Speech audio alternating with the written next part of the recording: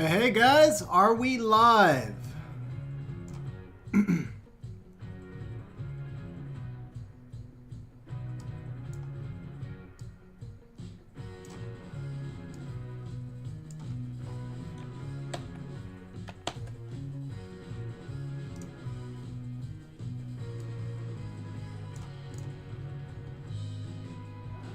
Hey Tristan.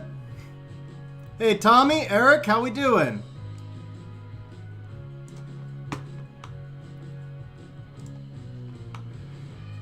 Hey Rod, how's it going?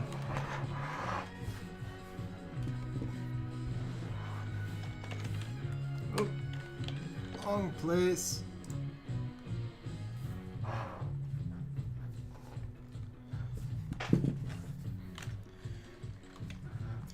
Hey Ace, I just saw your vote, so you're good where you posted it in Discord. Alright guys, how's everybody doing? Hopefully the audio is good. If the audio is not good, just let me know, and if not, we're gonna get started here.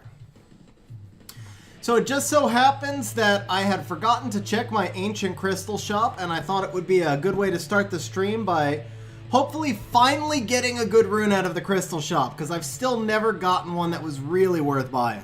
What's up, Hawkfrost? How you doing? How you doing, Curtis? So here we go with our first screen of runes, and clearly nothing there. Now in the ancient shop, basically all I'm looking for is going to be like violent or swift, 2, 4, or 6. If it's a slot 2, I would only want speed. Hey Curtis, it looks like Senriku, if they're on the stream, will be getting the first review. And then the second one hasn't been chosen yet, but we'll be doing, we're actually going to be doing Siege first. The reviews will be probably in about an hour, hour and a half. And so we will post, it's going to be just 2 account reviews, probably just 2 account reviews, and I'll post who's going to be getting it at that time. So if you didn't catch the, community post, let me put up a link right here. From now on, for the account reviews, I set up in the Discord server a channel that requests, where you can request account reviews, because it's kind of hard to track people from post to post.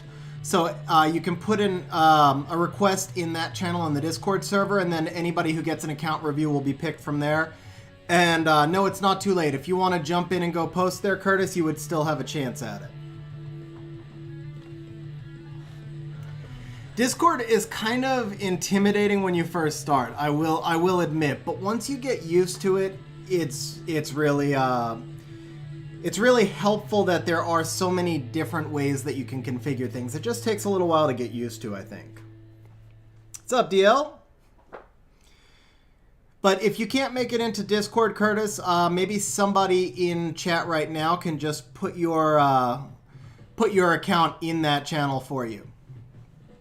It's not so much about the exception as it is about just losing track of people. But maybe maybe somebody could do us the favor and just throw it into the account review for you. Okay, so this Swift rune. Let's see. Well, let me just say it like this. Ask Ace and Sim.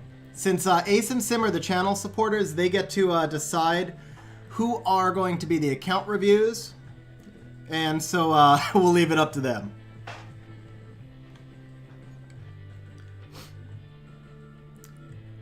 Okay, so the Swift rune is interesting with the speed sub, but ultimately it's too big of a gamble. There is clearly nothing on that page.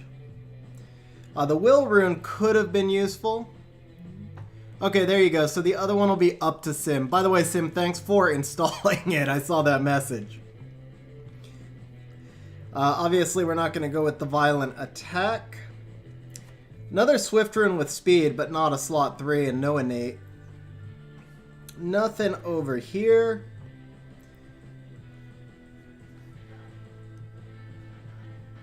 You know what? Honestly, I like crit rate innate. I prefer max crit rate innate, but you can't grind crit rate. That's the big thing. And so when you have a stat that's useful in the innate and it's one that can't be grinded, I feel like there's more upside on re-apping the rune. Obviously, it means you're not going to get like 12 or 18 crit rate, but it means you've got more chance for a really high speed roll. Now, this vampire rune is actually really nice. It's max innate crit damage. It has speed, HP, and attack subs.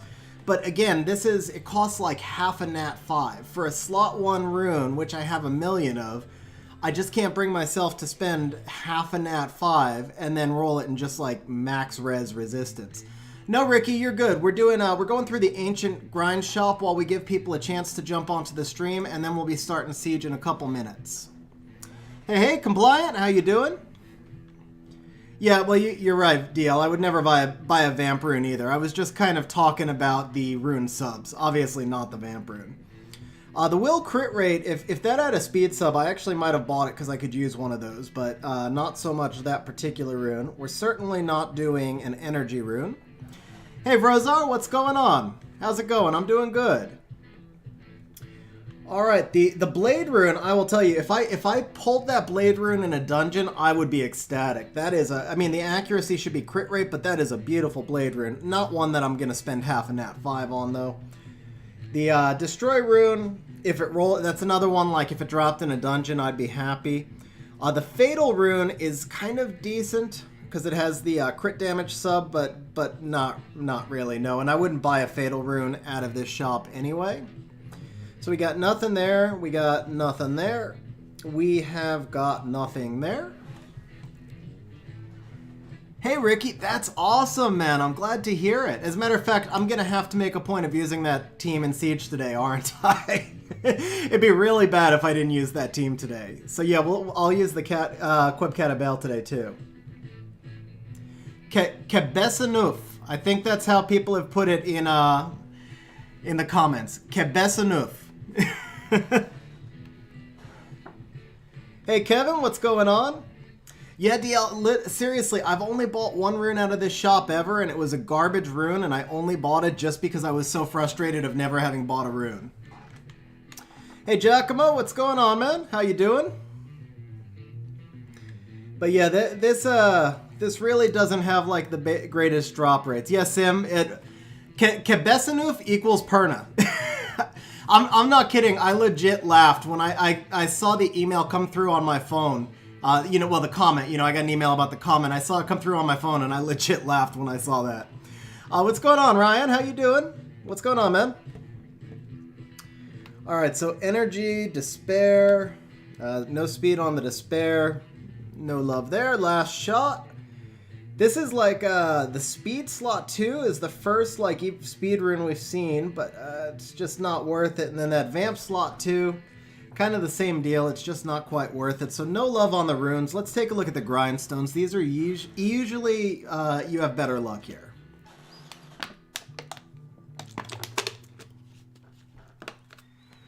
Oh, DL. Yeah, you're gonna have to. You got to speed the cat up a little bit. But the thing is, like, you don't have to have the craziest damage on her, so you might be able to just swap out one rune and make her usable. What's going on, John? How you doing?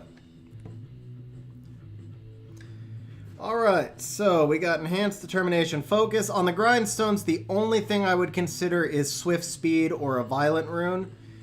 And, I mean, like, that Nemesis gem would be nice, but there's just no way I could pay what it costs for a Nemesis. The Focus Speed, oh, man. See, the focus speed is the one exception I might consider because it could boost my Bastet on her broken set, but I can't do it. Eventually a focus grind will drop from raid. I just can't spend 85 ancient crystals on that. Oh yeah, that plus 10 is not going to do it.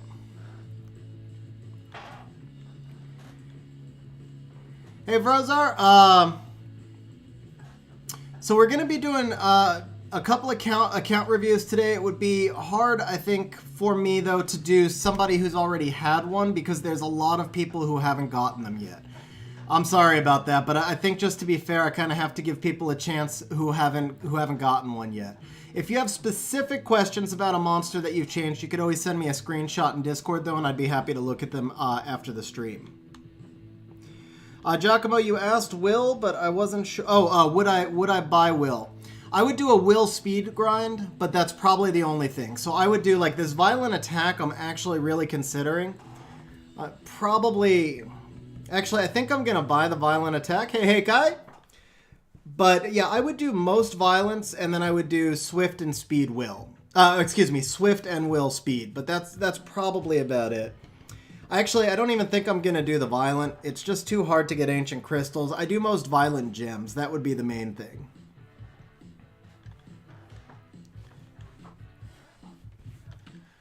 So guys, for those of you who came into the stream late, I'm going to throw a Discord link out here.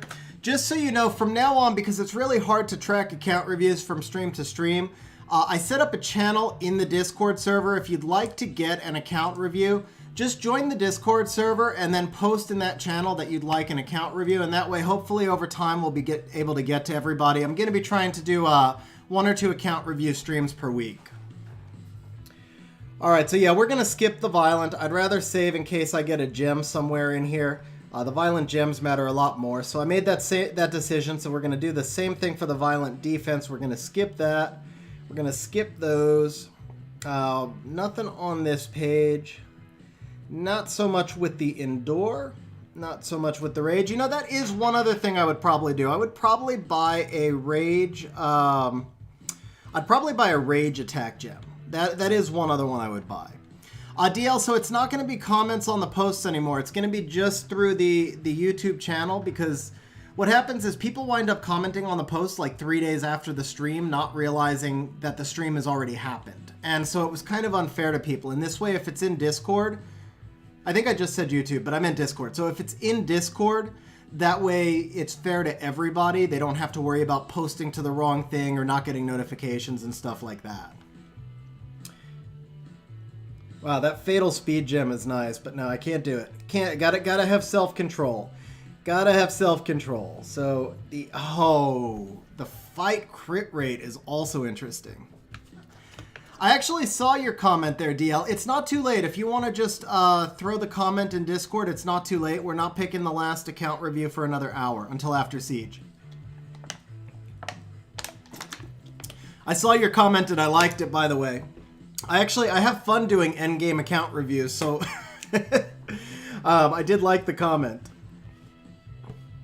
All right, so the fatal speed, once again, it's kind of tempting, but okay. Yes, sir. Yes, sir. There's the violent speed.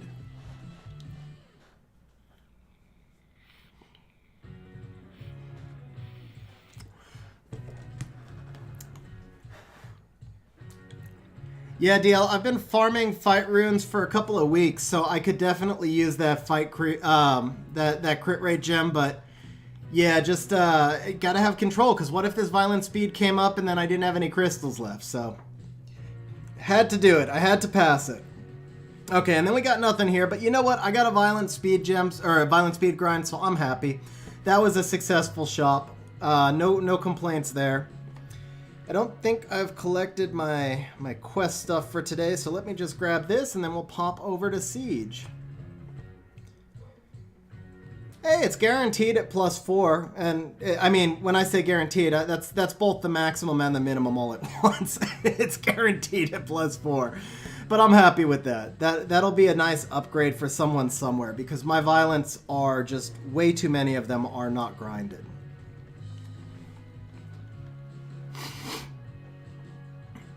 All right, Ricky, I've only built one String Master, which is the water one. I think her name is Sing Sol. I'm actually not good with those names yet, but she's not ruined, so I won't be using her for this siege. I also just pulled this Sige, which is all not ruined. I just finished leveling it up, so we will not be using them for this siege, but you will see an appearance from both of them after FRR when they're both ruined up. Hey, Etienne. Nice to see you. Nice to see you from France. So, what makes a Guardian player? The question. I'd say you pretty much covered all the important stuff. Sim threw out another important thing. Although, if you look at somebody like Ace, He does not spend much money on this game at all, and he is a solid Guardian player, so you really don't have to. But I'd say here's the thing. If you're a newer player like me, you're never going to catch up if you're free to play. If you've been playing the game since the start, then you could have been free to play or mostly free to play and be somewhere around Guardian. But if you came into the game late, there's just no way you could catch up and be free to play. Not all the way to Guardian. I mean, you could catch up into the Conqueror levels probably. The thing is, you'll tend to get diminishing returns as you progress through the game. So for me, if I buy a pack, and obviously I regularly buy packs, I'm not free to play, but when I buy those packs, I'm buying them for the crystals to farm as much as anything else, unless it's a Devilmon pack, then I'm buying them for the devils. But otherwise, it's the crystals to farm, because for the most part, like if I buy a rune pack, the odds of me getting a rune that's going to upgrade any of my top monsters are so low at this point. Same thing with if well, the re-apps really do have value pretty much throughout the entire stage of game. But even so, for me to re-app a rune that results in it being an upgrade, let me try and do this with like a practical example. So if you're just starting out the game and your fastest rune is plus 12 and you buy a rune pack, the odds are really good that you're going to get a rune that will roll faster than plus 12. And if you re-app a rune, the odds are really good that you're going to get a rune that will re-app faster than plus 12. But if you've been playing the game for a long time and you have runes that look like this, the odds of you getting a rune that's going to improve upon this from a pack or a re-app are significantly lower. So that's what I mean by diminishing returns.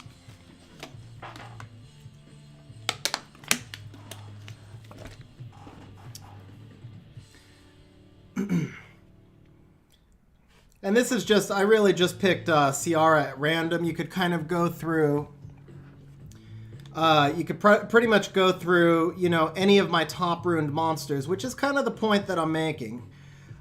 You've got this Odin rune. This one's like 117%, I think. So any of these runes, it would be really, really difficult for me to get a rune from a pack that's actually going to be a better rune than any of these. That's going to upgrade a monster for me. And that's what I mean by diminishing returns. But at the same time, as you're going through early game, you get tremendous gains if you buy runes and you're in early game, and you get pretty good gains in mid game too. So a lot of people ask me how I advance so fast. It's simply because of the fact that I'm not free to play. So I was able to move through early and mid game very quickly and get to a point where I could just do speed farming on scale. Yeah, Dane, almost all of my runes were from farming. I have bought rune packs, of course, and that's kind of why I'm down on them, because I've had such bad luck with rune packs. But yeah, I would say I've got 1,500 runes, and probably 1,400, let's say 1,400 of them, at least, came from farming and not from rune packs. DL, my most efficient rune is actually my Bastet slot 6. So here's Bastet. This is actually my most efficient rune. It's about 118%, I believe, which is kind of low for being the most efficient rune at my stage of game. And then my second most efficient rune is that Odin one that I just showed, which is 117.5, I think.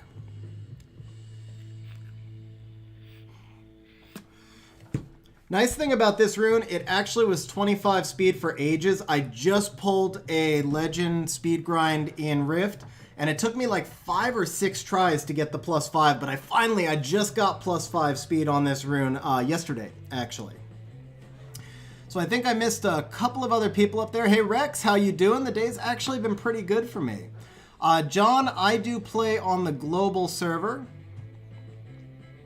And I know I missed one or two other things. Okay, so Acct, the original question is, what makes a Guardian aside from max towers, speedy, tanky runes, and good team? The answer there is going to be, to a certain extent, a balance between how long you've played the game or how much money you've spent. And then largely, it's going to be understanding the game mechanics and the counters. So if you're talking about Arena, it pretty much amounts to speed. If you have really fast offensive runes and you can cleave an Arena, that's basically all it takes to be a Guardian player. If you're talking about in guild content, then it's going to be understanding the interactions between the monsters, but being able to do it while you're taking your time and you're picking counters. And then if you're talking about RTA, it's kind of the same thing. It's going to be understanding counters, but it's also going to be the strategy of understanding when an opponent picks a monster, what does that indicate they're going to pick next, so you can kind of pre-counter. And then when you pre-counter, what are you going to be guiding them towards picking, so you can kind of develop a balanced overall team. And so it's kind of the same thing as guild content, understanding checks and balances basically, but more. You know, kind of like a chess version of Summoner's War. Mixed in with runes, obviously, because if you're playing chess without your queen, you're going to lose. So it's a chess version, but with rune quality and monsters mattering. Sim, I don't know if I have a favorite rune. I have a rune that I have a love-hate relationship with, though. Legitimately, I have a love-hate relationship with this rune. Every time I think about it, it makes me happy and sad at the same time. And that's the Sierra slot 4, because it's 30 speed, and my next fastest rune is 28. I have one at 28 speed, one at 30 speed. So this is my fastest rune by far, but it's a slot 4 attack with accuracy and resistance subs that I can't get rid of, and it can only be used on Sierra. So I love and hate this rune at the same time. Yeah.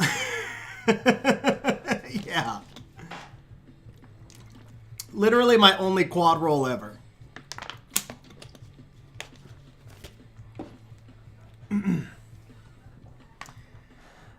Let's see. Etienne, yes, that is the percentage from the optimizer. And for those of you who don't know, there are different rune efficiency formulas. So the optimizer swap will actually show your percentages usually a little bit lower than Swex, the Summoner's War exporter will. So when I say 118% on the Bastet rune, that's going to be in the optimizer. It's probably about 120, 121% in the exporter.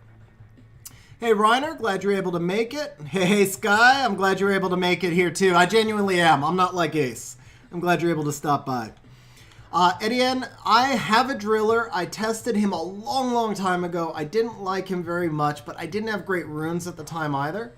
And so I haven't ruined him in probably a year, and I don't know if he would be better for me now. I think he probably would.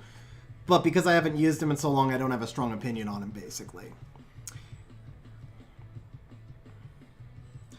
Yeah, Sim, that could be a Gemini broken set rune, but for me to break a set out of Violent is just painful. To take a 30-speed Violent rune and use it as a broken set rune, I just don't have it in me.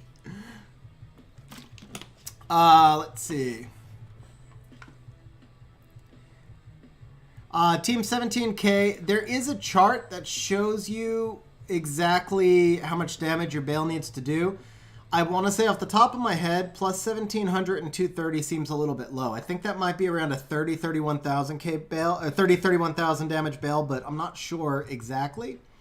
There is a chart though. If you look at my BJR5 video, there's a link in the description to the chart that will show you exactly how much damage you're going to do.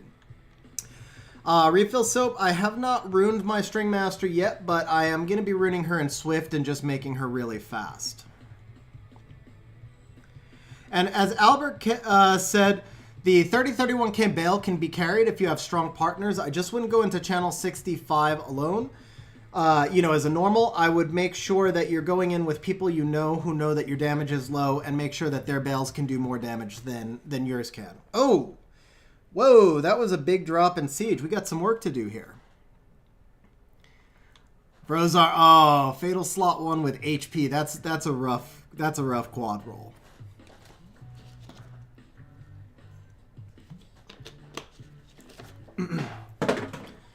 Okay, so there you go. Sim says about 10 CD off. So yeah, right around 30-31K.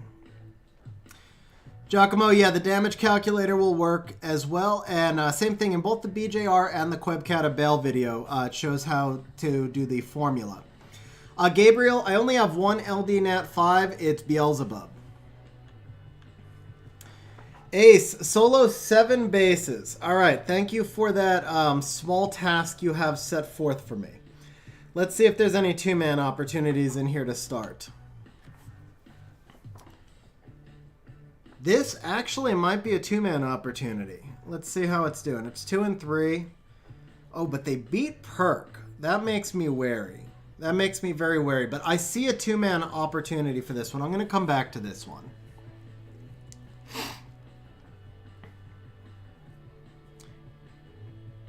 Read everything. Mystic, actually, to be honest, my recommendation to get into PvP is to focus on one team at a time. Don't try to rune too many monsters and spread your runes too thick. And that was actually why I started the Auto Win series. So if you check out on my channel, check out the Copper Dozer Emissetti team. That's the first team I would build as you're getting into PvP. And then kind of, you know, you got to go through your monsters and figure out which ones are going to be best for you. But focus on the monsters that have the most skill ups. And then just try to build one team at a time and just work your way into it slowly. Yes, actually, well, last time I didn't, there you go, then Aces last time. I was going to say, the last Siege, I scored like 280. I think I had 280 contribution in the last Siege. Hey, Troll, good morning for you. It's 7:30 at night for me, so nice in the evening here. Luther, you want a roast? Nice. Okay, guys, so we're going to start the Siege now. I think I'm caught up on all of chat. Hey, Demodius, glad you're able to make it. And we're going to get started here. Let's see. We're going to look at base 8, and we're going to see if there's any two-man opportunities to start.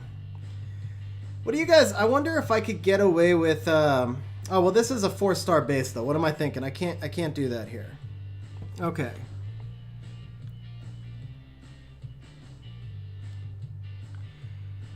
Kek, if you're going for rush, so you're talking about offense...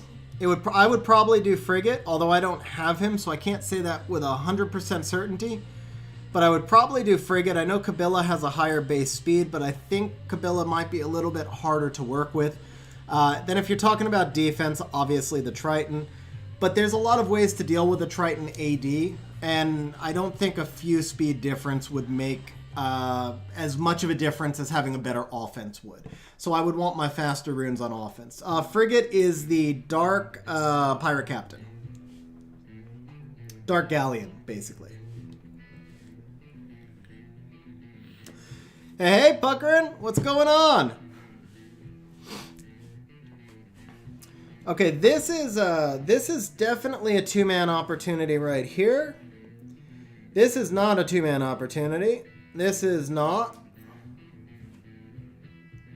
That one's not. That one maybe is, but I think this one we have a chance to two-man here, so it's 5 and 8.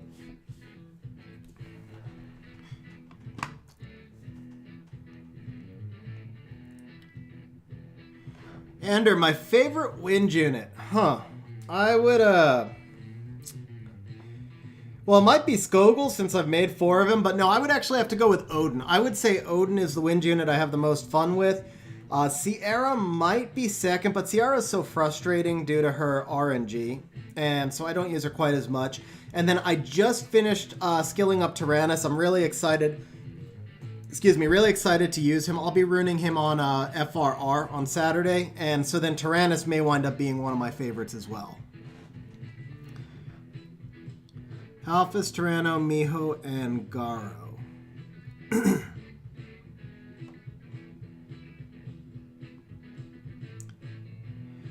How do you tell if it's a two-man doable siege, Ricky?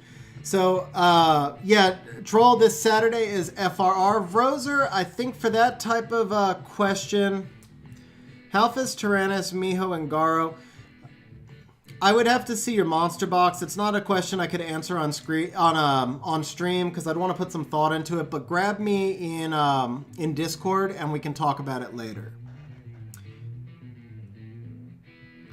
Hey Roger, I actually did see that video. I had a buddy of mine who was in town. This is kind of funny. A buddy of mine's in town. He's an old-time video gamer like me, but he doesn't play Summoner's War. And so last night I showed him the Takish video. It was like Takish doing takes on Top Summoners Wars videos, and we were cracking up on that video. I felt bad for her too. I felt legitimately bad, but the one thing is I had already heard that she got the Tyrannus back, which allowed me to just crack up knowing that she got it back and not feeling too bad for her. Hold up. Stop for a second. Sim, you learned from my video that she has a bomb. When exactly in one of my videos did she land her bomb? Because I don't remember that happening. I'm just jealous you guys ever land the dot. Mostly for me, she's just like a 3-turn ding, ding, ding type thing, you know. That little sound effect from my T-Mog. Okay, so somebody asked how I know if it's a 2-monster possible defense. Basically, when it's there's no like magic key. It's just when you look at the teams, you ask yourself, like, do I see a couple of monsters that would work well on this? So when I see this, Leica is kind of a hit or miss thing. So basically, here's kind of what I'm thinking. You need 4 hits to kill a Leica.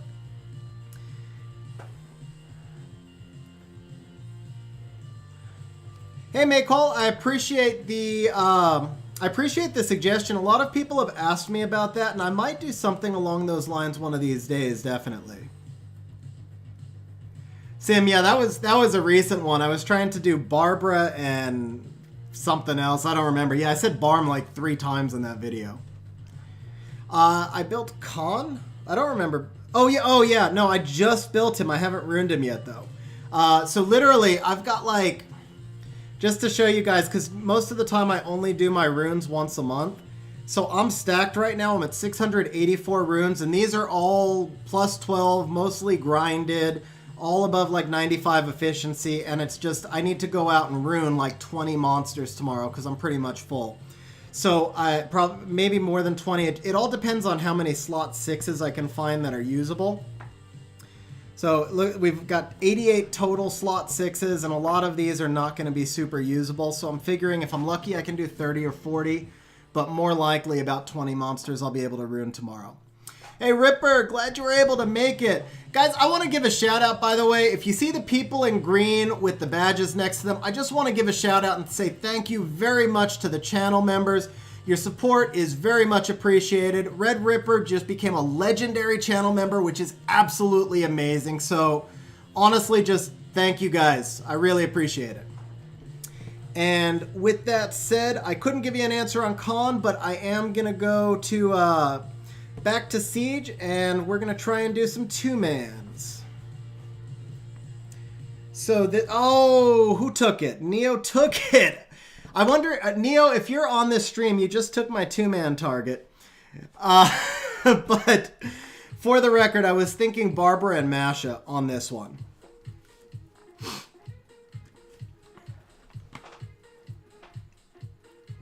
Origin, FRR is on Saturday, by the way.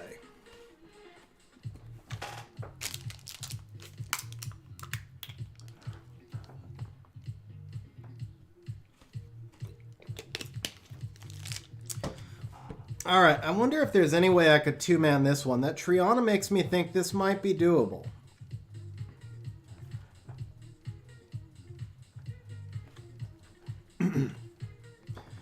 I'll tell you what, 95 efficiency is pretty good, to be honest, Nightmare.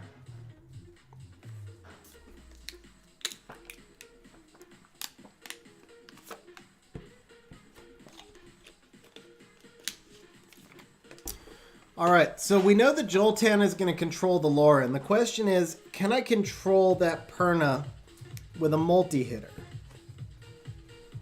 I'm actually tempted to try something like this Vigor Joltan. It gives me heal, it gives me crit resist, it gives me multi-hits.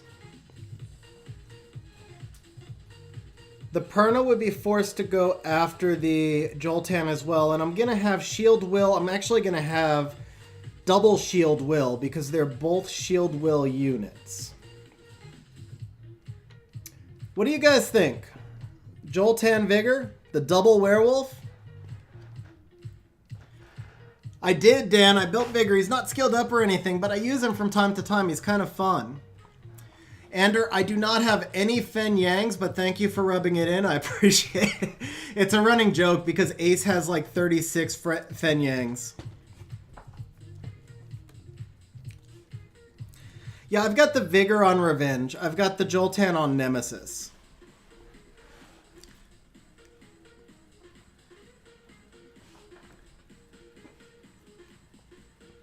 So, remember that Joltan's going to give me a stun opportunity. So what I'm hoping is that I can stun Poorna once and then use Vigor's multi-hit to force Poorna to resurrect.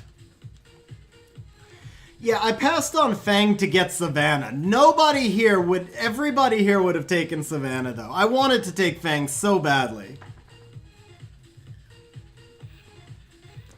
Oh, you guys are right. Actually, that's a really good call. The anti-crit's gonna... Well, see, in this case, I'm not as focused on Joltan's passive, though. I'm not as focused on the Joltan passive, but you are right. That's gonna counter it. So why don't we do this? What about Miho Vigor? You probably would... Yeah, you would have taken your 5th Fang. I believe it. So what about me? No, that's the same thing. The crit resist is not going to work with Miho's passive. If we're going to do Miho, we've got to do Miho with something different. Maybe Miho... It's got to be a wind tank. There's another option here. No, that one wouldn't work. I could also do something like Fran Beta. I could do something like... Oh, not Fran, I meant CR. I could do something like this. The Triana passive is... Or not passive. The Triana skill is only 1 turn immunity. And that whole team is on violence. So I wouldn't be as worried about the strip. You got Fenn... Brozer, I bet you that really helped finish what you were doing at the time. I do not have a Dark Phantom Thief sim. I do have Oki, but I don't think Oki would give me enough control here, but you guys did just give me an idea with that. Alright, we're not going to 2-man this one. Actually, no, that team's not going to work here. Okay, we're just going to go with something simple. We're not going to take a risky 2-man on this one. There might be a better 2-man opportunity in a minute. So here's what we're going to do. We are going to take... Where is my Theo? Here's Theo, and then is Susano in Will? He is not. Is Lucia in Runes? She is not. Annabelle's in Will, though, so... No, we want to save Annabelle in case... yeah, we want to save Annabelle for later. So, what about Stella? I think Stella's too fast.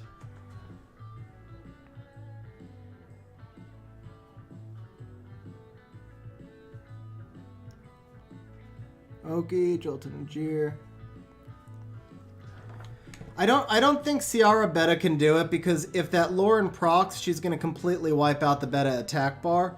And my Beta is, she's in good runes, but she's not in probably good enough. Oh, what about Diaz? What about Diaz Vigor?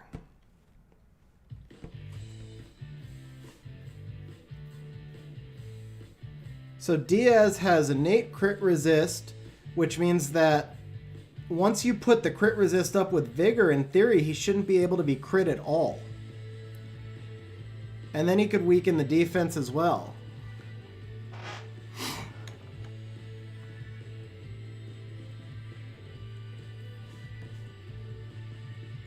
Somebody tried to hit it, it looks like. Kame failed. Hey, Allison. Alright, but point taken. I think we're just going to go ahead and do a normal comp. It's this one's a little bit too tricky in order to try and 2-man, so we're just going to do a normal team. For this, I can go with Theo.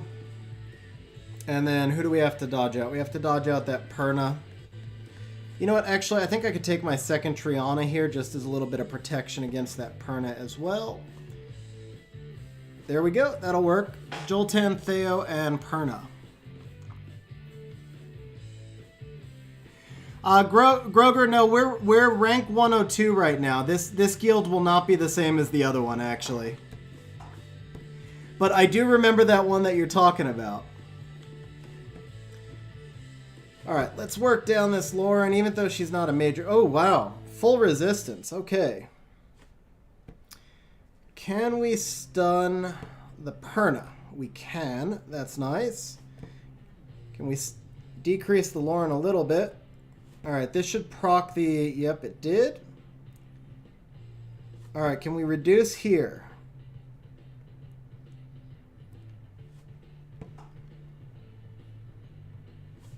Okay, that was the important part. We had to get back to... uh-oh, nope.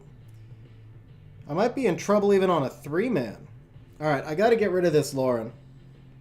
That was good. Okay, now we're good.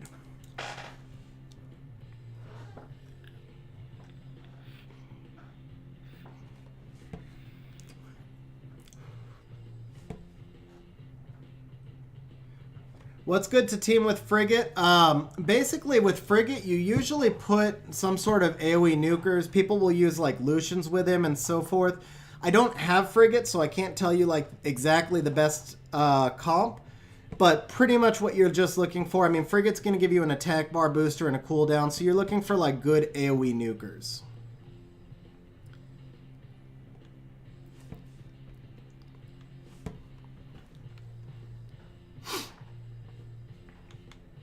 My Rocky is not skilled, so I very rarely use her. I don't completely trust her. This was a little bit of a slower fight, but for the most part, this comp should have been very safe. I got a little bit worried once that Triana started proccing and the Joltan got defense broken the second time. Hey, Dope, how's it going? Glad you're able to make it.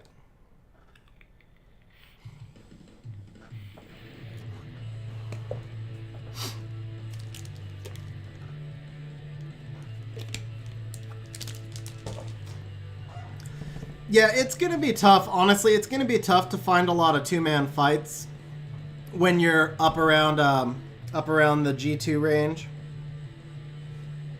Let's just show you guys. So we're rank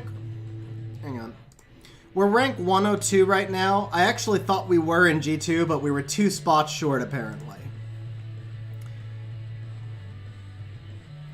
Groger, I would go either speed crit damage HP or attack crit damage HP, depending on how good my subs were. And I personally would probably do Vampire, but I know that Violent is kind of the thing now. And I'll tell you what, Violent Ragdolls, with that 2-turn skill down on Justice, they are really hard to deal with. But then at the same time, the Vampire Ragdoll, when they can ignore defense and fully heal, are hard to deal with. So pretty much whichever way you have better runes. I mean, you're talking about if you have Ragdoll, he's going to be your best monster, so you want your single best rune set on him. And I'd have him in either Violent Will or Vampire Will. And then, like I said, speed crit damage HP or attack crit damage HP, depending on how good your runes are. What's up, Lucas? How you doing? If I actually had Ragdoll, I could probably give you more of an opinion, but that's never going to happen, so... let's see here. We really need to start taking over some red bases. Nemesis, okay, yeah, so Nemesis on Ragdoll would be great. In RTA, I would only go with, Will personally, but in the game, Nemesis would work really well. What's up, Susipto? How you doing? You got it from a wish. That's sick. By the way, guys, if you want to see how my defenses are doing, let's just spotlight this one here that's 1-9. I keep forgetting to change that, but the rest of them are doing pretty good so far this season. The Sierra Lauren Poorna is doing really nice.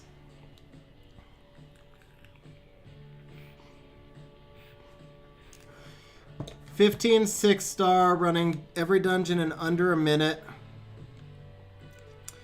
Allison, it's going to depend on really your rune quality and your monster. So it's not something I could answer instantly, but what I would say is you should absolutely be doing raid. So if you can't do BJR4, then do R4. My guess is that you probably can't do BJR4 yet. It sounds like you might be a little bit earlier in the stage of game than you would have to be to get the runes that you need for the damage, which is going to be about 27,000. But you should definitely be doing R4. Build your R4 team and then work towards either an R5 or a BJR4 team.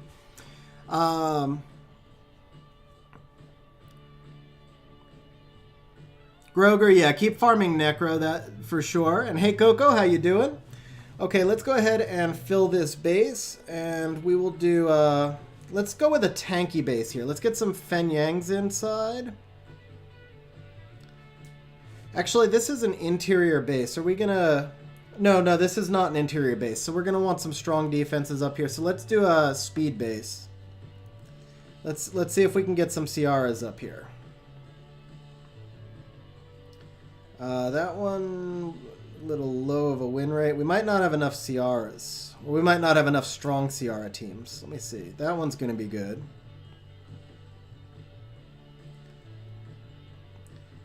Oh, that's a nice team. Big D, I don't know if you're on the stream, but your Ciara team's rocking it. 4-1, that's nice.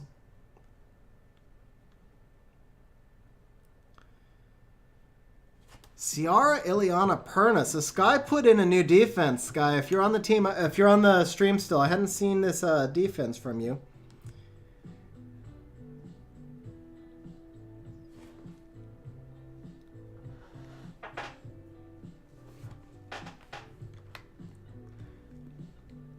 Yeah, Allison. For most people, it's going to require their best set.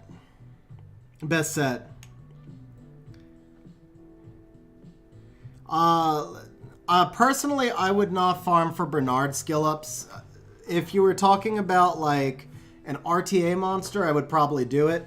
I know Bernard's going to give you an extra like 4% attack boost, which is nice, but I don't feel like that 4% attack boost is probably worth the amount of opportunity that you're losing to do other things in Dimensional Hole.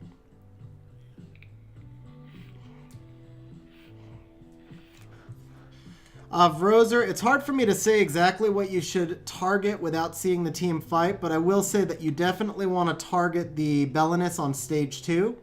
For the other stages, what I would recommend is just record like 5 of your runs and then watch the video back in slow motion. Not slow motion, but like in single speed. And look for why you're failing. So wait for, record 5 of your fails, not just 5 runs, but record 5 fails and see where you're failing, and then you can figure out why.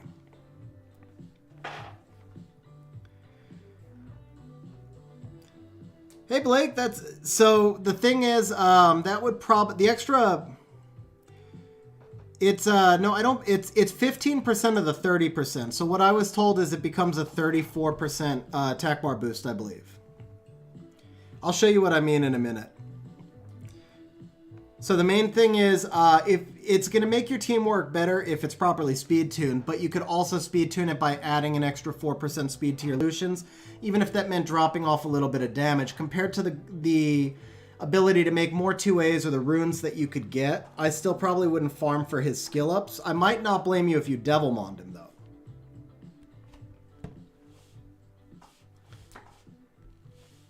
So let's take a quick look at. I don't think I can look at Bernard through there. I'm gonna have to pull him out of storage to look at the skill ups.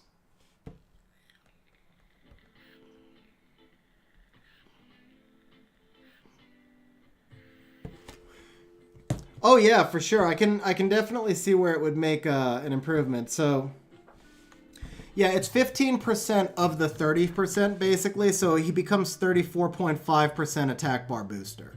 So what this is saying is, like, when you get the first skill up, it's plus 5% of the 30%, and then it's plus 10% of the 30%. So it becomes 34.5%, not 45. So I've been told. I haven't personally tested it. As you can see, mine wasn't skilled up. That's just what I was told. But that is how those skill ups normally work.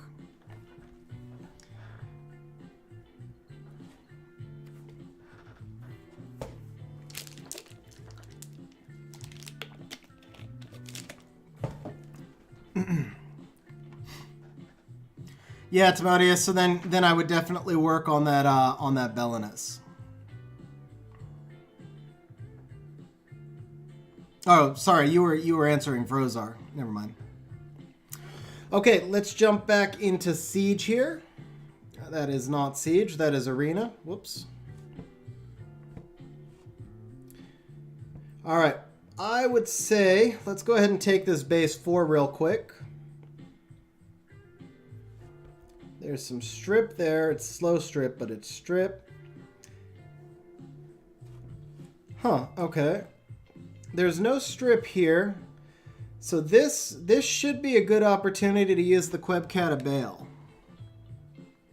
Sim, yeah, my island is definitely not pretty. There's my island is a Poorna. My island is a Poorna.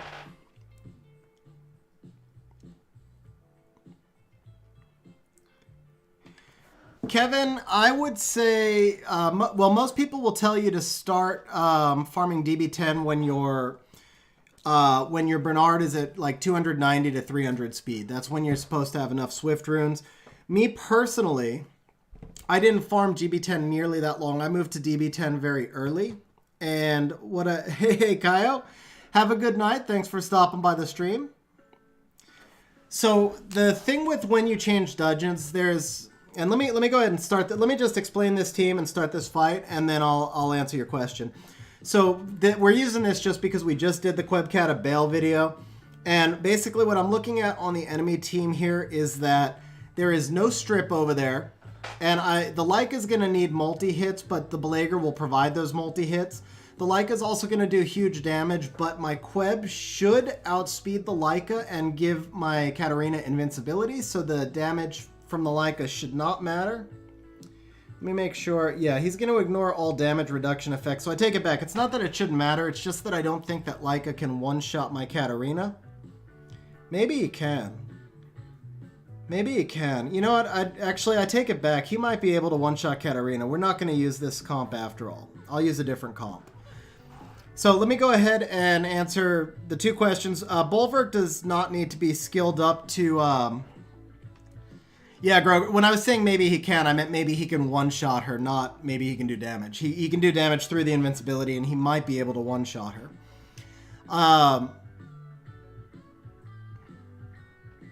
Yeah, Dozer Copper could handle that team, but there's other ways to handle this, and I might save the Dozer Copper for something else. Bulwark skill up, yeah, Woodboo answered it. Bulwark skill up just allows you to steal enemy buffs. He's absolutely not needed. In RTA, it's better to have anything you use in RTA skilled up, but in the main game, it's not essential at all. And to the other question, as far as changing dungeons, a lot of... Lucas, I don't know, I don't think... There's no way that you'd be able to kill that Leica with Illusion, though. You'd have too many glancing hits. Copper would kill the... No, Amelia's built on HP. She's an HP type. So Copper would kill the Amelia. Dozer kills the Fen Yang, and then you just work down the Leica slowly.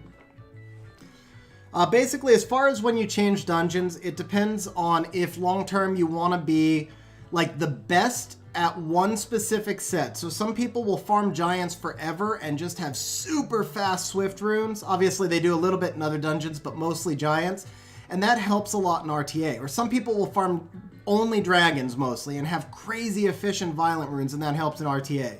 Then you have people like me who farm all three dungeons about equally, and it gives us a lot of rune depth. I just have a lot of generally high efficiency runes across the board, which makes me really deep for things like Siege, but it gives me a disadvantage in RTA where I don't have the fastest Swift runes. I don't have the best Violent runes. I just have a good mix of everything.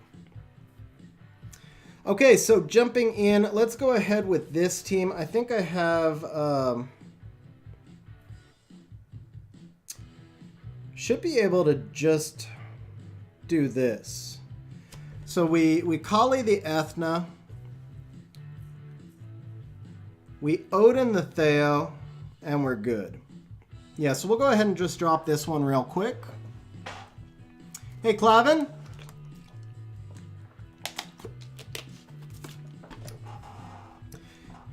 Wow, that is a fast Ethna. That Ethna almost caught up to my... Well, of course, it's got a speed lead, but still, it almost caught up to my Bastet. All right, so we're going to drop the Theo, and now as long as Theo doesn't go prop crazy, which it didn't, we are good to go. Let's go ahead and give Odin a couple of stacks here, drop the Theo, and auto. So this, by the way, is a team that I would actually do a video as an auto-win team, except so few people are going to be able to do Bastet and Odin that I don't know that it's worth doing a video, but Kali Odin Bastet is an insanely efficient and effective team. Just so you guys know. Alright, over here, I don't think we can two-man this. Yeah, my Kali is really fast. My Kali is 246, I believe.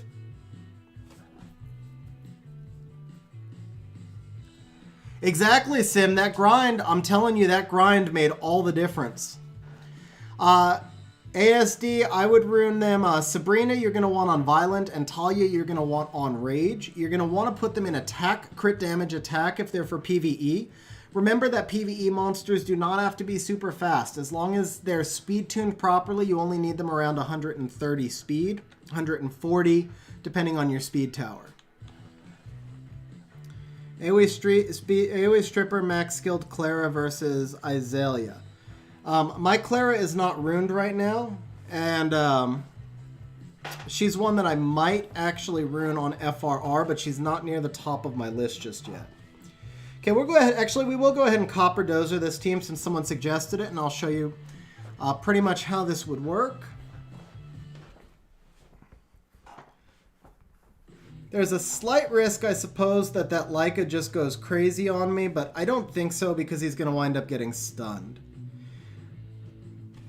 If you're asking me how you counter Clara, Josephine is a great counter to Josephine. I'm not sure if that was the question, but if you've got a Josephine and you run her, I think I just said Josephine is a great counter to Josephine. Josephine is a great counter to Clara. So yeah, we're good on this one.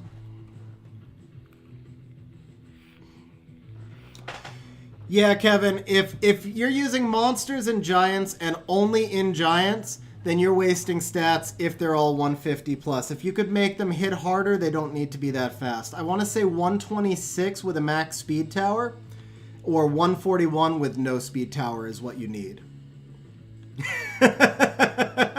Hey, Sim, at least I didn't say that Poorna is a great counter to Theomars, right? Effective HP on DPS units. So, Susipto, I actually shoot for about 70k minimum on all of mine, but I prefer 80k. I feel like that's about the sweet spot to give you sustainability. So anything from 70 to 80k is what I target. Now, obviously, some of them are lower and they do just fine. I think my Lynn is like 40k in my Giants team, or 48k, and she does fine. But 70k is about where I feel comfortable to sustain through the fights. So worth to have two Josephines. Josephine is really strong. I don't know that I personally would build a second one, but it's worth it to have her. It just depends if you have nothing else to skill up. But for me, there's too many other things that I would want to skill up first. Let's see. Dying to get Clara. Oh, man, that sucks, DL. You fed your Clara. That sucks. See, and you're an endgame player. You should know better than that. Always save one copy of every 4-star and 5-star. Those are... Rosar, go watch the World Championships last year. Dozer won the World Championship last year, and yeah, I've faced G3 players who use Copper Dozer, Imisetti, or they use Dozer more than Copper. But I faced that team in like Ace said, G2, G3 quite a few times actually, and it's tough to counter. It is really tough to counter. For the record, I don't even think I have a 50% win rate against it. Okay, so for this team, we are going to need, let's see. We don't want too many buffs because of that Juno. And I really want to use Barbara against that Rakan, but you know what? I'm actually thinking maybe we could do a little bit of Rakan v Rakan right here. Throw in a little bit of sustain. I'm on global server.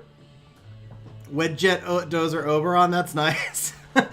I've got one of those three monsters, Rex. You can guess which one of the three it is I have. Alright, so we definitely want to strip this Rakan. I think I want to save Barbara. I don't need to use Barbara here. That Barbara is overkill. You know what I can do is I can use a Mina, and then I'm going to need to protect the Mina, so I need some sort of immunity. What about a Wusa, which will also shut down Fen Yang? So we do Wusa and a Mina. But then that Juno's going to be a problem. Can I get control of the Juno fast enough? I think I can. If I use Masha, If I use Masha, I can probably get rid of that Juno quickly. But then I can't use Mina because the Masha defense break will mess me up. What about Taor? We could do like a Taor Masha here. My Brandy is going to be too slow, right? Yeah, Brandy is definitely too slow. So we're going to go with Taor and Masha for sure. And then I might actually switch over to Fran so that I can get that little bit of an extra speed lead. Having 125. Yeah, Vrozar, exactly, with max speed tower. I don't have What M, so the way I counter it is with I use Magnum as a force ban, and then I use Miho. What's up, Chanel? How you doing? Miho it's an RNG counter because they've got the Olivia and the Imisetti who can both do damage to Miho, but I do like a Vanessa, Triana, Miho, Magnum +1, and then the +1 kind of depends on what their exact comp is. All right, I've lost track here. So yeah, I want to use the Taor against the Juno for sure. I think we want to use Fran. Fran Daphnis 2-man. My Daphnis is really slow, but it could work.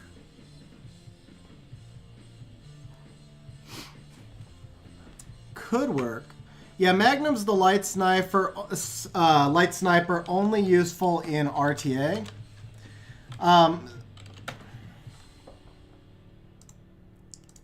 Let me see something here. So my Azalea, by the way, somebody keeps mentioning Azalea. She's not 2-aid or runed yet. She's just ready to be 2-aid and runed. The question is if I can take the Juno out. That's the main thing, because Juno's not going to have will. Hey, Mark, how you doing? What's going on? See, the thing is, yeah, I can't do Fran Daphnis because the Juno's not going to be in will runes. It'll be in Nemesis, and Daphnis isn't going to one-shot her. Not without a defense break. That's why I was looking towards the Masha Taor. I need that defense break.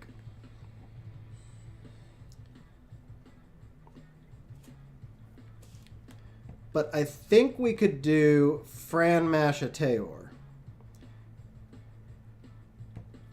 And I think I can actually get away with my Swift Fran and save the violent one for later. Is this Swift? No, that's not Swift. This one's Swift. Come on. I clicked her. I swear I clicked her. Here she is. Okay, so we could do this.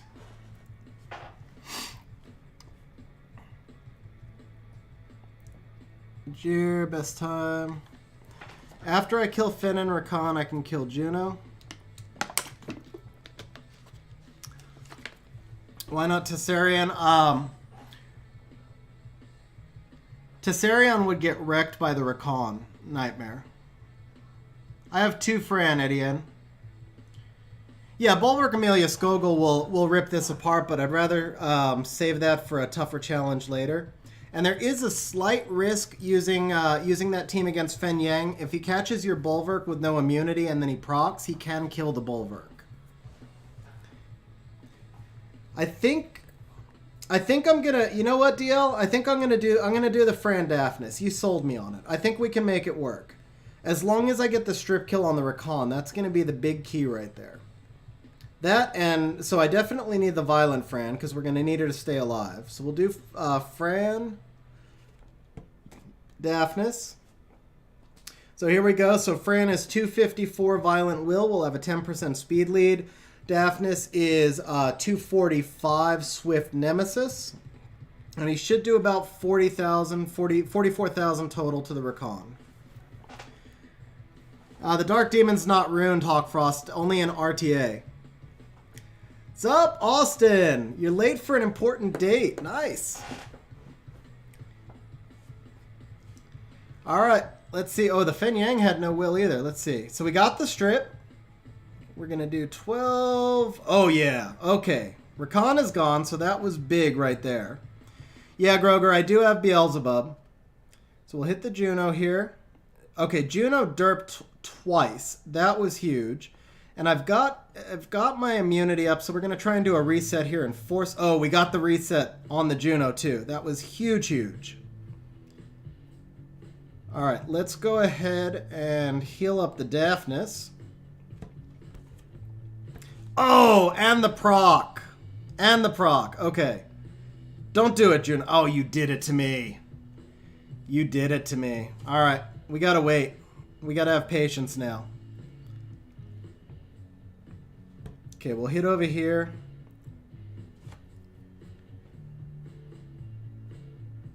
I don't want to take the counter. Let's go for this Juno. Oh, you know that Juno has no resistance either. Nobody builds a Juno with resistance. That was a problem. But then again, my Daphnis has no resistance and it just resisted. So I guess fair is fair. Okay, Juno's on cooldown, so we're looking better. The rune quality, I'm not sure if I'm just getting crazy lucky or if the rune quality is over here.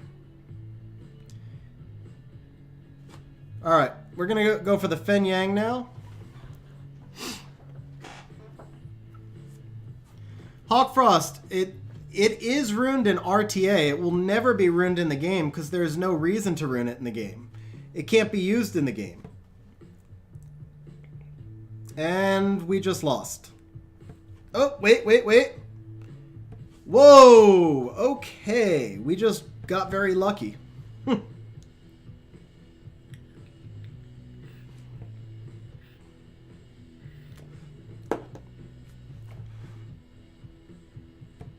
Oh, man.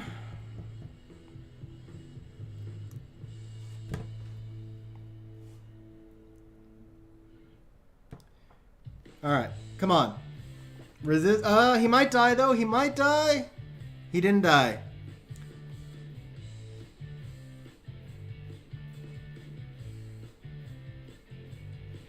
Do I think Fran can do enough damage to kill? I do not think, actually, Fran can do enough damage to kill. And that's GG. I had 3 chances to, I had 3 chances to win that. It got resisted every time, though. You guys are absolutely crazy. Demon is the single most useless monster you could ever use in guild content. He will do nothing. I would use... Like in RTA, I have openly admitted that he is a little bit better in RTA than I said.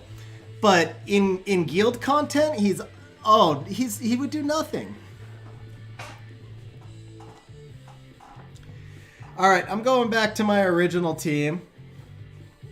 My original team concept.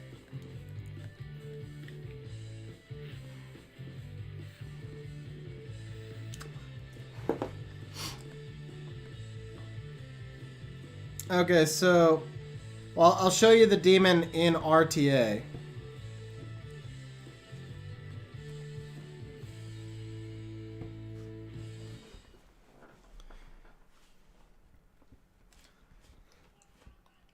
Okay, so here are the runes.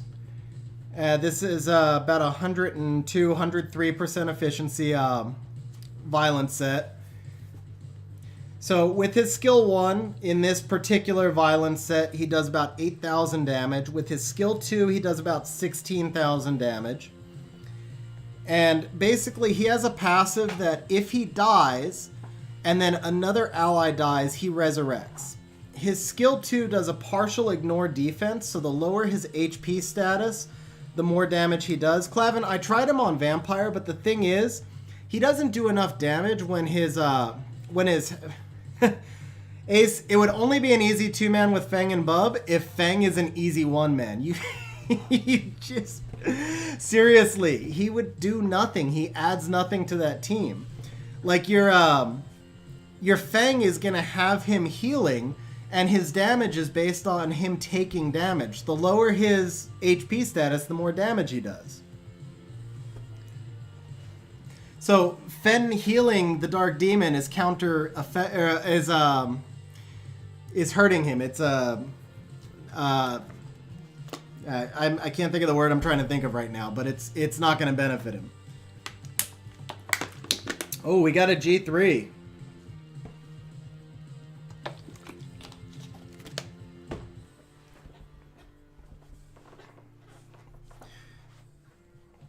I was gonna say counterproductive. Thank you, Zane. It's counterproductive. That's the word I was looking for.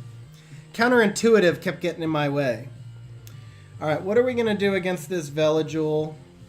I don't think I want to bring in Lauren. She's too squishy. I think I do want to bring in the Bulwark. And maybe a Diana for right now. I don't want to be that squishy against these tanky bruisers. So he pivots, goes with the Masha.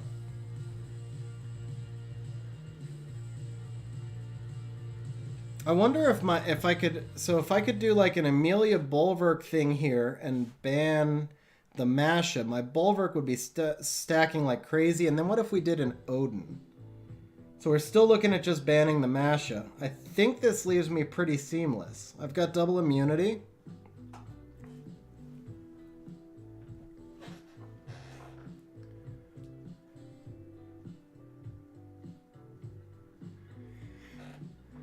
Oh, that Leica's a nice pick. That Leica's a really nice pick, but I still have to ban... Do I have to ban the Masha? Masha, actually, the Leica might be more trouble than the Masha.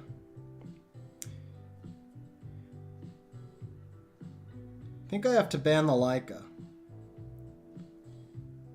That Masha's going to get stacked really quickly, though. But the Leica's going to do too much damage.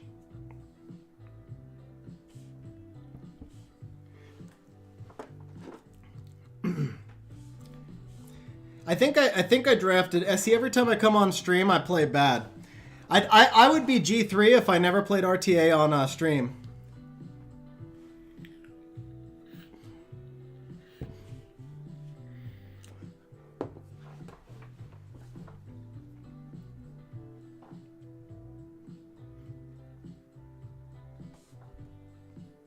Whew. And that's GG.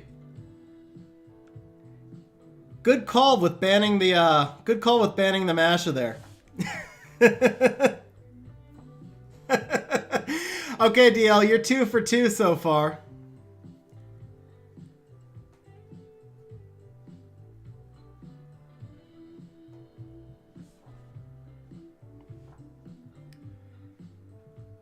Man, that Mash is getting a lot of turns.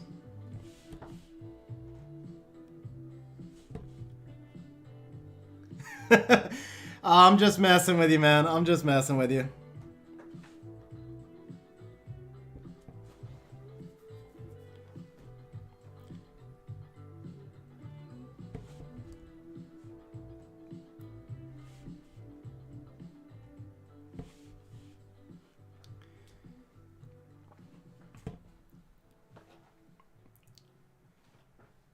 Oh, that Bastet. You know what? Even though the Bastet's going to cut, she's not a big enough issue and nobody else will cut. So let's go ahead and just strip her down. Yeah, I mean, that was really the most she could actually do. And this way I get a chance to stun her. I didn't get the stun, but I had a chance.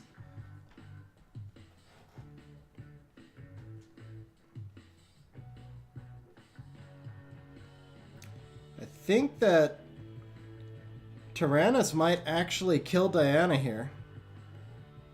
Can we steal this? Nice. Okay, so we can force the Tyrannus to resurrect here. Now the question is, can I get the stun on Tyrannus? Oh, he's not skilled up. That Tyrannus is not skilled up. That Tyrannus should be at 30 health. 30% health. But I didn't get the kill. Oh, even unskilled, I didn't get the kill.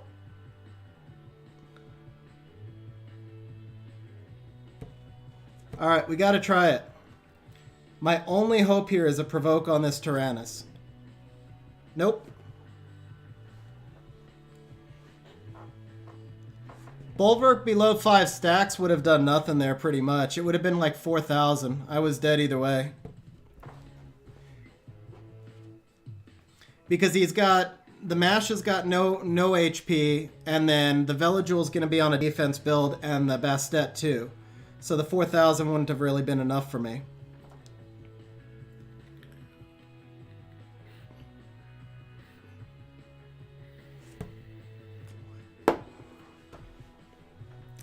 I would have had a shot if I landed that provoke. Yeah, this is done.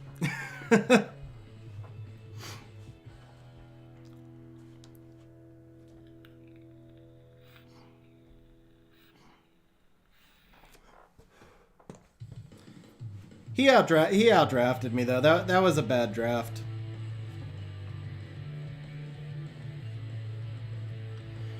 Well, that exactly, Ace. So like 3 stacks on 30k HP, and she was at 2/3 health. So 3 stacks on 20k HP is it's about 4,000, maybe 5,000 healing. Groger, I just got distracted because everybody wanted to see the Dark Demon, and I was going to try and force him into a fight here.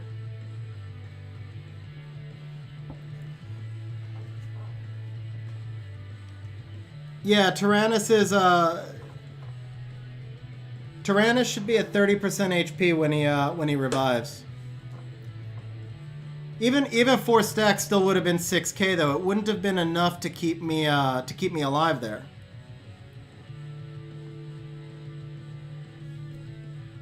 I don't think anyway. I mean, I could be wrong. But okay, I lost track of what I'm doing here. So we need Barbara and I was looking for Fran. My Diana's not that high health, so where she was at, she probably had like 2k HP, and that Tyrannus was going to do like 17 to her.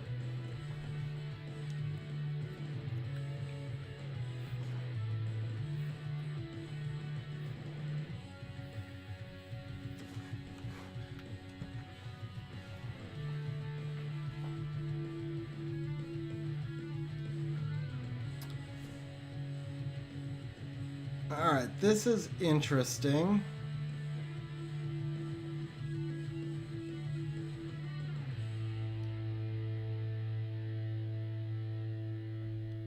Is that what it is, guys? Okay, okay. So I stand corrected. I thought he was I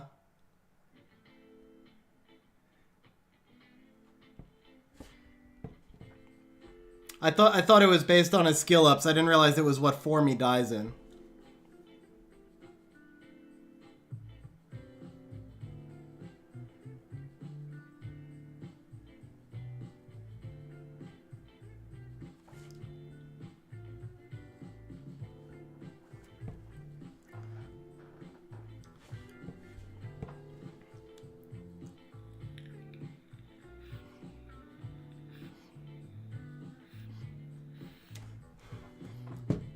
My Lucian's not even ruined in RTA actually, Vrozar. But I had no attack buffer and no booster. He would have just let the Lucian through and outsped and killed me. That Volantis is probably going to be... Thought that Volantis was going to... Oh yeah, because of the Raccoon. Yeah, that Volantis is going to way outspeed me here. That was sweet. That was less sweet. Well, the glancing. I had glancing, so I guess that's fair.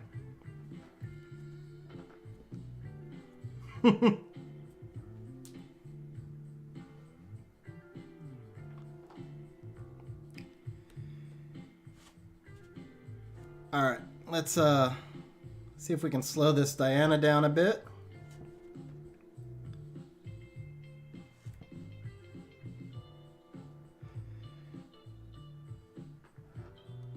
Yeah, no, Volantis is really strong with that AoE.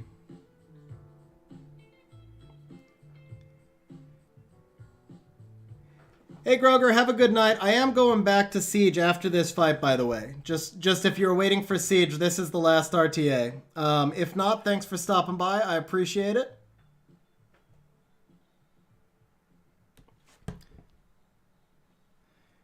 Man, that's over. That is definitely over. Alright, no more RTA on stream.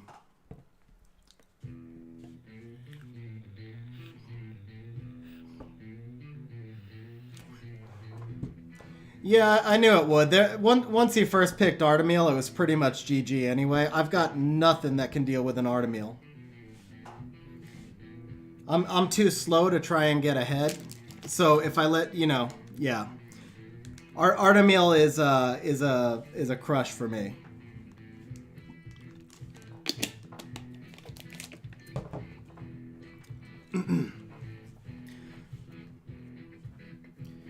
Alucia, I mean, Alucia might be able to slow him down if there's no immunity, but she needs to be max accuracy then.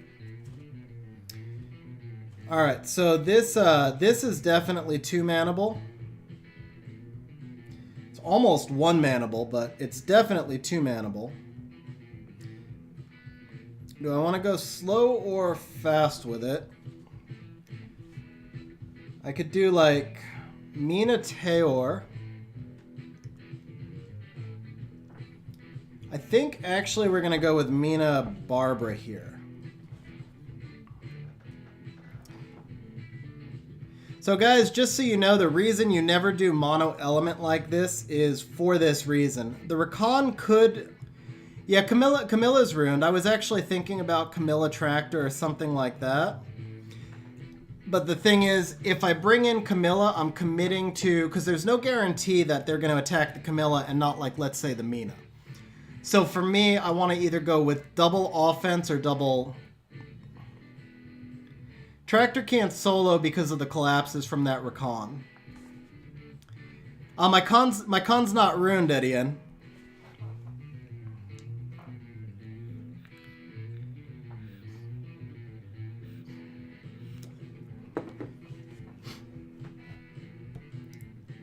So I think we want to, we're just going to have to deal with this Ophelia first. That's pretty much all there is to it. I'll just do a single hit right now. Oh, he got the crit. That's not good. That's what we were worried about, was that he would crit, but that's okay. So the Ophelia's gone. Okay, that time, so now we've just got to get rid of this Rakan, I think. Oh, careful now. Okay, single hit here, and now we're good. It is, yeah, I just pulled him. I didn't even have enough essence to level him yet, but I just pulled him. So that right there is why you never do mono element defense. Even when Rakan got the big crit on Mina, it was still a pretty quick and easy kill right there.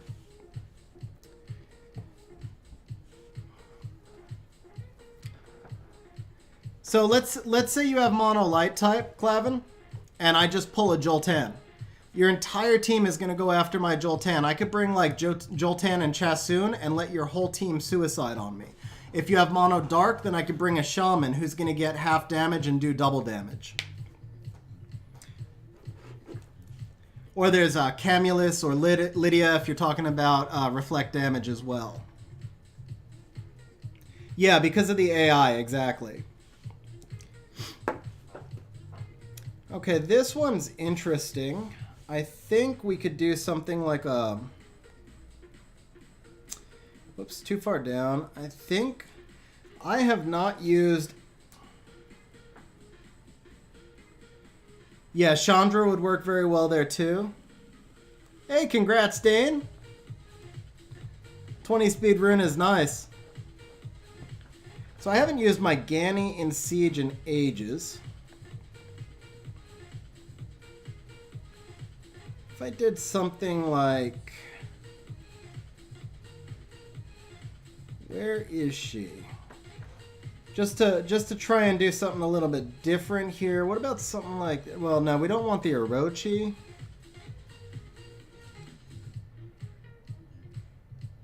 So we use... We're going to use Diana for the strip downs. And then I need something just to deal a little bit with that Theo. I'm kind of tempted to... See, the Orochi makes no sense, though, because that's going to be a resistance team, so what I need is something that will give me accuracy. So I need Oki. That is what I need, is Oki right here. We'll do a Ganny Oki. Ganny Oki Diana. No sustain here. That makes me a little bit nervous.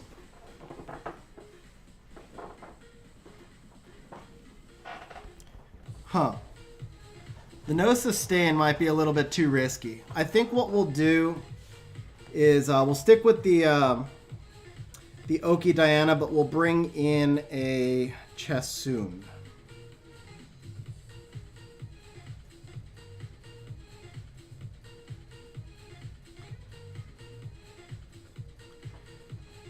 If we can find Chessoon. She seems to be hiding from me. I'm sure she's like right in front of my eyes and I just can't see her.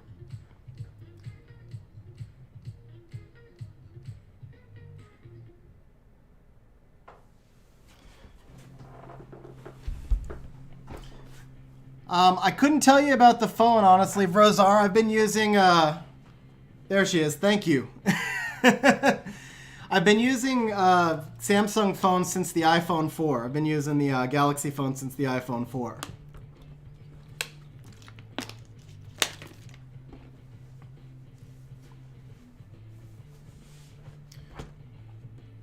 Alright, so let's go ahead and reset the Fran. We're just going to use the Diana to strip off the soul protection. Oh, she's too slow. Can I get a stun? Nope.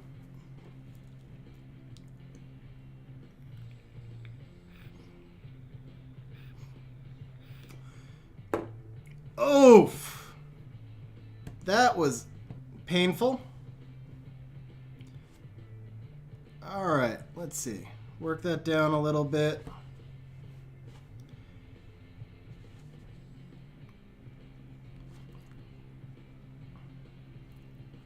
Okay, we still have glancing on Theo. Add the glancing there.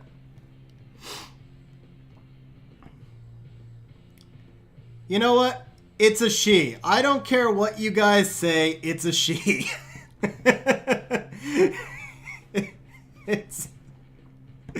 It's just a she. No, I'm sure they are, man. It's just for me. Oh, wow, there you go. Talk about getting distracted. I'm sure they are men, but for me, I just can't get past. If I don't think it through first, they just look like females to me.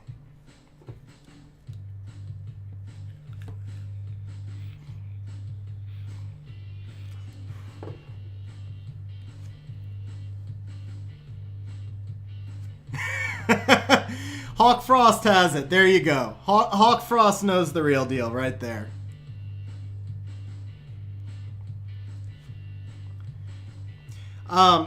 If you guys are having trouble with phone battery, there's a really good...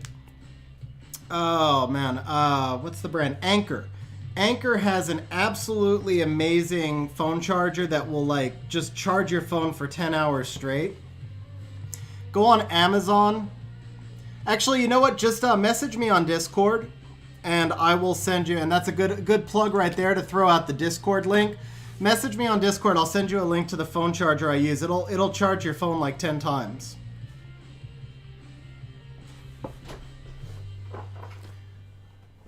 Let's see. Did I miss anything else up here? Burnt your phone screen. Battery life was actually the reason I went to Samsung from Apple, because back then you could change the batteries in your Samsung phones and you couldn't change them in Apple. So I would buy like 3 extra batteries and just carry them around with me all day. Okay, this team looks like there's no speed lead here, so I could probably just do this with a Bernard. I can't even remember the last time I used Bernard. Now here's the problem. That Mo Long would wreck me on the Bernard. I think we'll use the Arnold. I haven't used Arnold in quite a while.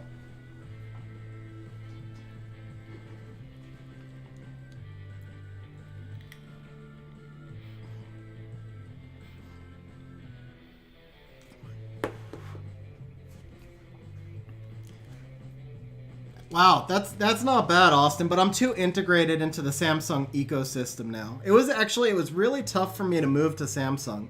I was a real diehard iPhone person, but I just couldn't handle the battery life anymore.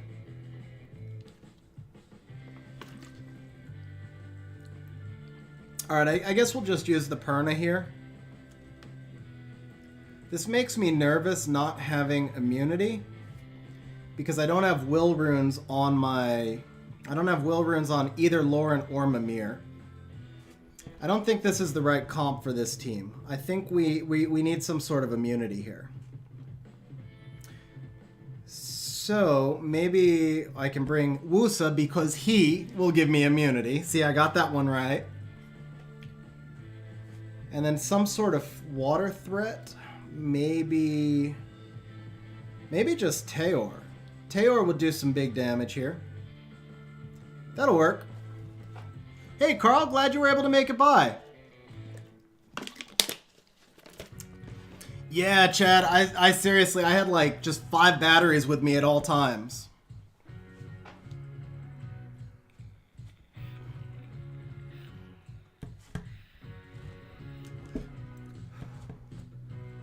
Wow, that's a tanky Rauk.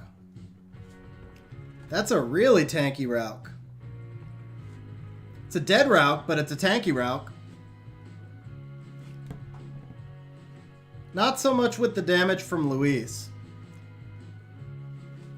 Got the freeze. It is a little bit of a weak Poorna, I'm not going to lie, but it was also a tanky Rauk because the Teor is in Rage Runes. And Teor didn't finish him off either. Let's see, what can we do here? Absolutely nothing, jeez. Five what? I think I missed the five. I didn't see what you were saying 5 to.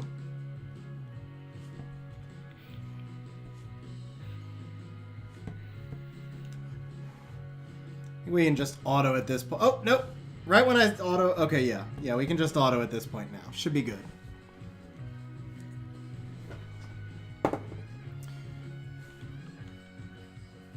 Oh, yeah. Yeah, 5 batteries is a lot. Hey, John, thanks for stopping by. I appreciate it.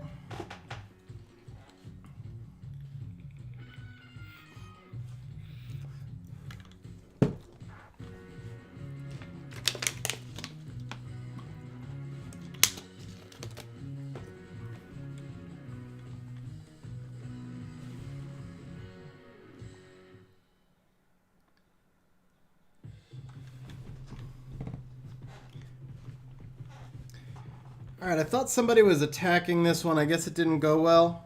Yeah, it didn't go well there. And then what do we have here? So just the same. I already used Copper Dozer, right? Alright, let me show you guys an... these aren't the right places to use this comp, though. Most undefeated Guild War offense team. My Copper Dozer, I can't remember the last time it lost. The Bastet, Kali, Odin, or Amelia Kali Odin. I can't remember the last time that lost. Amelia Bulwark has been losing for me a lot lately, and I already used... No, I didn't use the Amelia. This team has lost for me like 3 times this week, which it never used to lose. Let's see, could I don't know. Yeah, I can't get away with that here. It's not going to be reliable enough.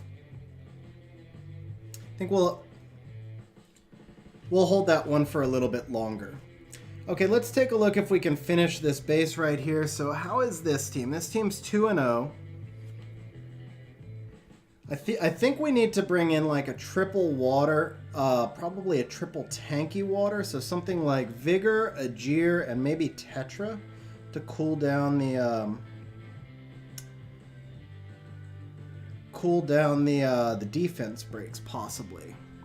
Just got back from dinner. Ander, no, I did a couple of RTA matches. I wasn't able to get the demon in, and I just got my butt whipped, and then I went back to Siege. So you missed a couple of Sieges is all. So Tetra's actually not going to help with those stuns right there. I don't know that I have anything really that will help me. Oh, well, no, he might. The Tractor might help. Because the Shayna can't defense break him at least. I just have to live long enough to get that Shayna down. If I can get the Shayna down, I'm good. So this gives me crit resist. I think this will work. So we'll go Ajir, Vigor, and Tractor. Basically, all I'm hoping here is that the attribute advantage helps me. Which it didn't. It helped me a little bit, I guess, but not a ton. Alright, let's get control of this Shayna now. Okay, it did help me right there. That was good. Do I shred? I think I just shred right now. Yeah, let's just get rid of this Shayna while we can. There we go. Target that tractor. That's perfect. Okay, we're good. I can get some provokes out right here. Go ahead and get the crit resist up, and we should be GG. We can actually just auto from right there.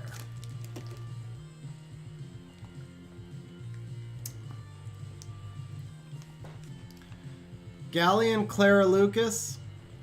I haven't run into that team yet, to be honest, but I would probably use Miho, I think. Because that Lucas is going to have 100 crit rate, so it would just get stuck on the Miho and she would counter.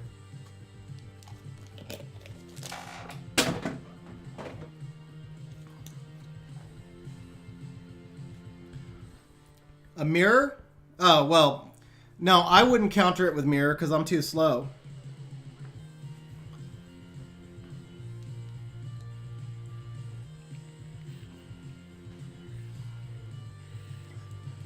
So we're actually going to restore this base to its former glory. These are the teams that even started in this base. All Kamoon, Iris, Minas. And you can see these all do really well, so this is going to be a tough base for them to crack back into now. Alright, the only thing we can do is finish this base 11, and then I am going to have to do one more two-man somewhere here.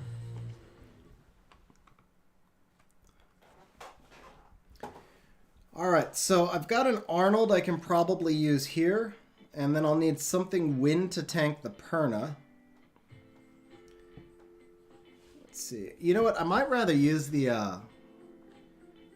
Rakan, but I wish I hadn't used my Chassoon then, because Rakan would be a nice counter here if I could heal him enough. Excuse me. I would really like to use the Rakan here, but I don't think I can heal him back up fast enough because that Poorna is going to wind up chasing him.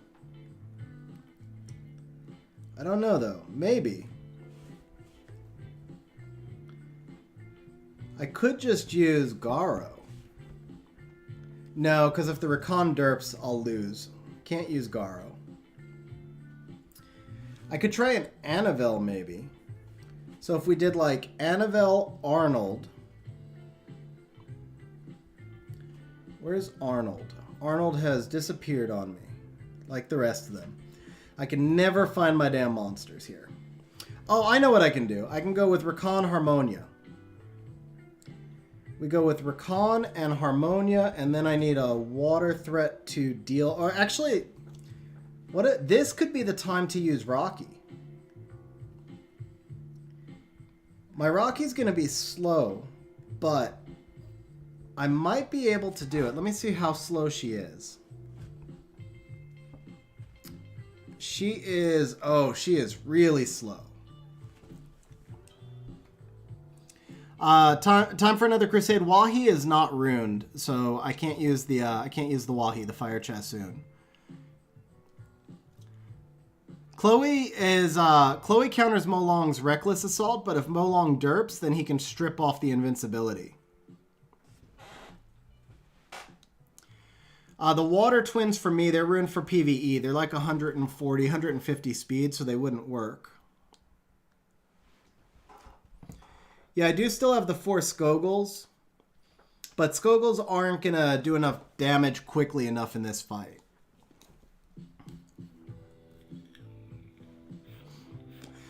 I've just lost to the Molong strip enough times to be cautious of it. So I think the big thing here, I think what I need to do is bust out I need to go with Triana, not Harmonia, even though the healing is going to be lower, to make sure that they don't nuke out the Rocky. And I think this could work.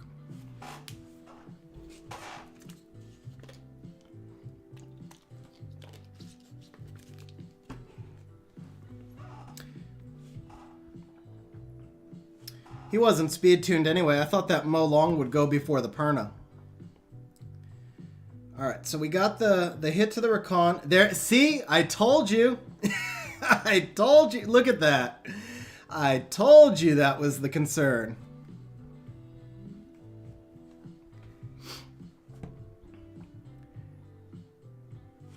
Yep, that's GG.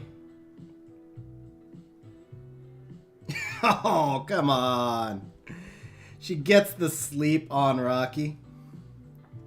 Not on Rocky, on okay. All right, maybe we have a chance here, actually. You know what? I think we do still have a chance here. That was nice. Oh, and the proc again. Okay, but that was perfect, and this is going to drop the Poorna. That worked out. But, for the record, that is why I don't trust bringing in things that rely on not being stripped against Mo Long.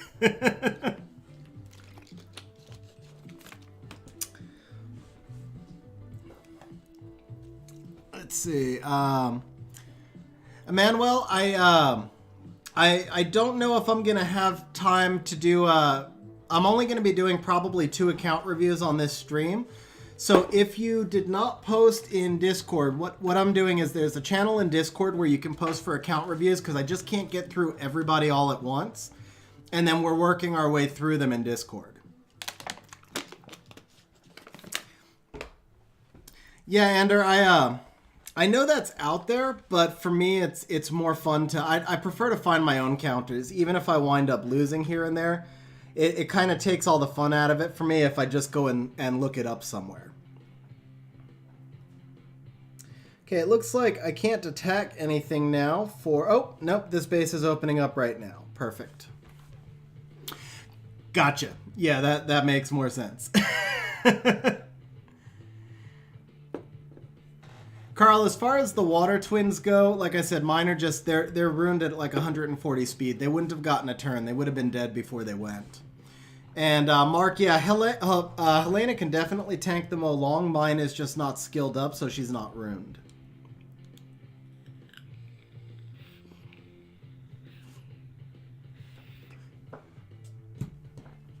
Alright, is there anything we can two-man here? It's a full Triana base, isn't it?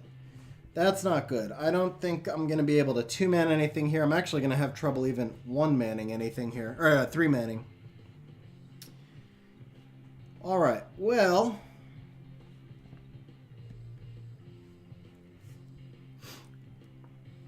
rather than forcing it, do we have... No, we have nothing else opening up anytime soon, actually. Just this yellow 7. So I guess we will do it here.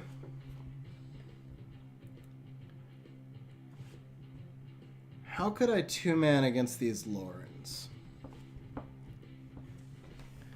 Can I do your siege too? Let me think about that, and I'll let you know on Sunday.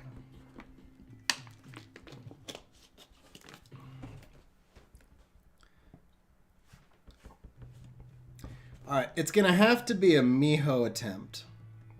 We're going to have to try it with Miho. That's the only way we've got a chance.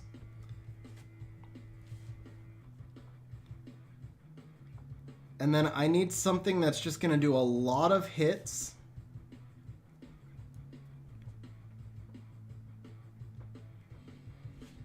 Monday 2027. You got it. What about Annabelle? She's going to give me a little bit of sustain. She'll cleanse the defense breaks. I don't have Shihu Dane, unfortunately. I was initially thinking of Stella, because the only thing that's going to attack the water monster is Triana. My Stella's squishy, but she would give me 7 hits. That's funny. There you go, Carl. Actually, she's not that squishy. Dude, you just don't understand how the Dark Demon works. That's where I stand with it. I'm between Stella and Annabelle right now. But I'm leaning towards Annabelle for the sustain. Because Annabelle will give me defense break and slow. On the other hand, if I could kill the if I could kill that Lauren right off the bat, then the Stella's going to tear that Poorna apart, and I will probably... You know what? We're going to go with Stella. We're going with Stella.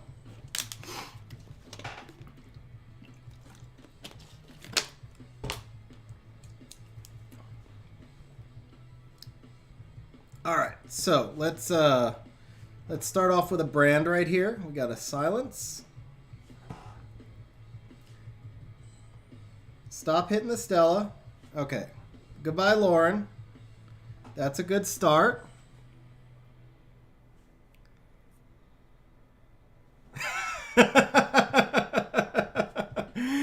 If you say so, Sim. The last time I checked, it did not work that way, but maybe. Oh man, yeah, definitely not how it works. I don't even know what else to say from. Oh, that's not good. That is really not good.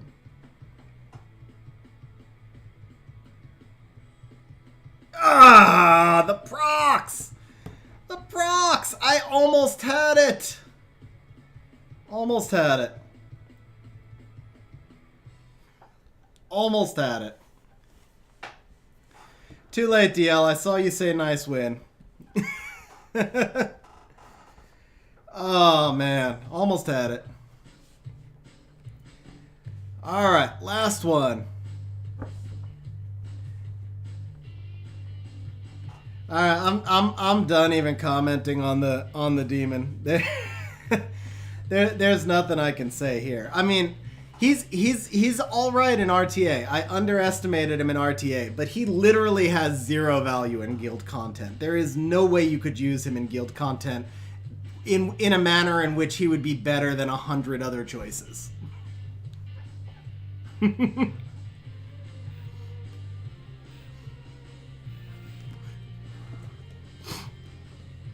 Actually, it was the Triana proc that wrecked me, Carl. And the Poorna stun hurt. That's where, had I brought the Annabelle, honestly, if I brought the Annabelle, I probably could have won because I could have cleansed that stun. That was actually my fault. Because I was deciding between Annabelle and Stella, and if I had the Annabelle, I could have cleansed the stun. So I'm gonna own that one. That was on me. All right, let's see which of these is toughest. So we've got a 10 and an 8. That's actually the one I just lost to. Okay. We've got an 0 and 1. We've got a 1 and 8 and a 1 and 1.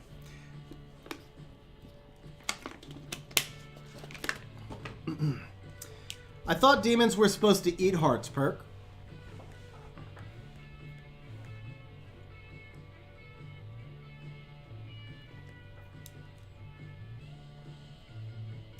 Alright guys, you want me to use Beelzebub? I'll use Beelzebub. Here we go. I think for this one, maybe I just try and outspeed and put up immunity. We could do like a Garo Draco thing, maybe? No, she's gonna strip. What am I talking about? Putting up immunity won't help me here. Now that Poorna did not hit super hard. I don't really have any dark monsters left that are particularly tanky. Beta's maybe my best bet. I wish I had a Resurrector other than Beta. Oh, you know what? Diaz.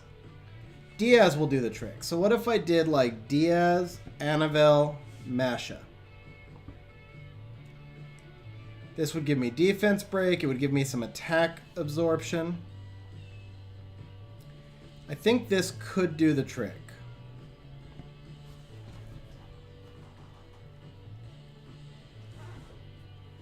Avarice is not currently ruined, DL.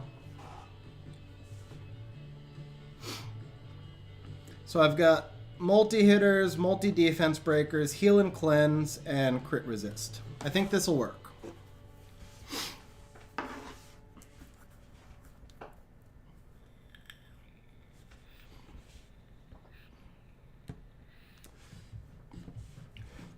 Interesting that the Masha cut right there. And the Annabelle cut too. So that kind of worked both ways. Alright, we gotta slow that thing down a little bit. And get some defense breaks up here. Let's weaken the attack power. Oh, nice. Alright, let's just lower her here. We'll get the heal up. As long as I've got that Poorna debuffed. Yeah, we'll take that extra turn. Now this should... Oh! I missed the first crit. I missed the first crit. That messed me up. And I missed everything there. I lost. I did lose. I guess I gotta clear the stun. Unless it's my turn to go proc crazy. Nope. It's still his turn to go proc crazy. Okay. Hey, Carl, thanks for stopping by. I appreciate it. Yeah, I can't get control of that Lauren, and I think Triana's already procced back to her passive. Yep, she did. That's GG.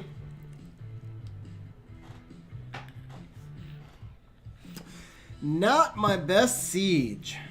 Definitely not my best siege. How bad was it? I know I lost a lot that siege. Yeah, that was really bad. So it was 8 wins, I guess?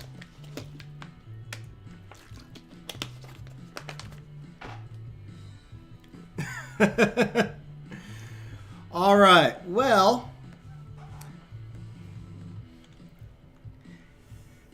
I feel better seeing the Mashes and the Laurens, though. I hate having a bad siege like that, but you guys are cheering me up with the Mashes and the Laurens, so that's good. No 300. It's not even going to be a 150 contribution, I think. That reminds me, we do have, yeah, all our defenses are stacked out. All right, guys, so it is time for the account review portion that I promised. Let us take a quick look here. We have got... The first person that was chosen was Sinriku, but I have not actually seen Sinriku on this siege. So Sinriku, if you're around, let me know. If you're not, I am going to ask the supporters to pick 2 more people from the account review channel and let me know 2 people who are online now. Let's see, Tommy, because you DM'd me. Okay. I don't have it.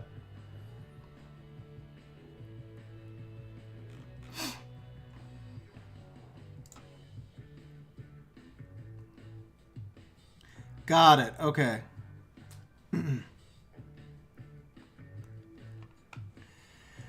Okay, Fatal Error, are you here?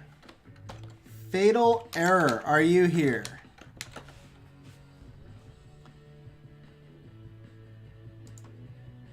Yeah, I figured it out. It took me a minute.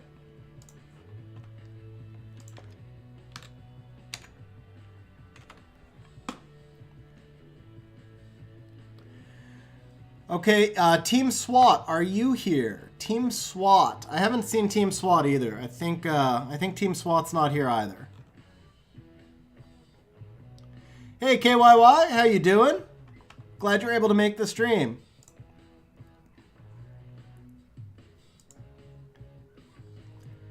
Okay, so far everybody who actually got picked for the account review wasn't here. Maybe we're gonna have to find a different strategy. Let's see. Okay, Ace, do you want to give me a name?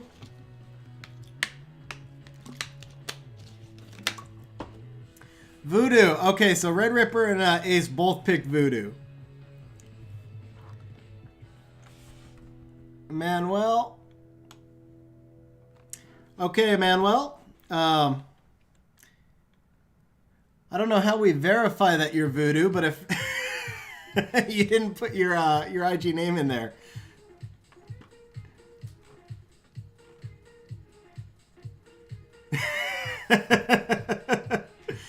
So yeah, Emmanuel, if you're Voodoo, type something in like the server, chat in general. Yeah, DM me. That'll work. And then go to channel 8895.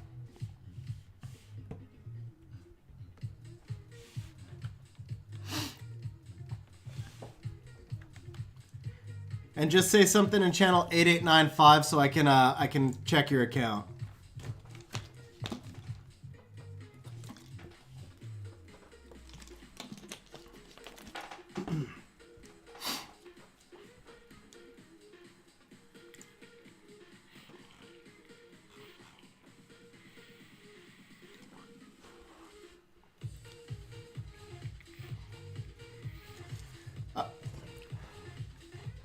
Oh, okay, if Senrico's here, that'll work.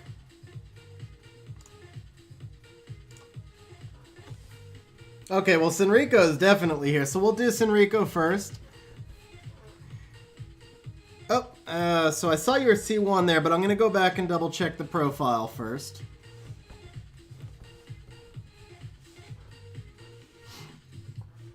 Voodoo's got a minute now, since we're gonna do Senrico's account review first. Okay, so you are C3 Arena. You've been playing for almost 5 years. Really solid dungeon times. Triple S on all the fire beasts, of course. Double S world boss.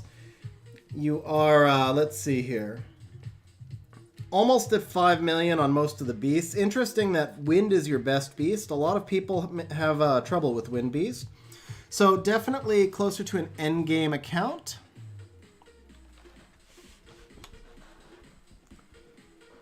And let us take a look.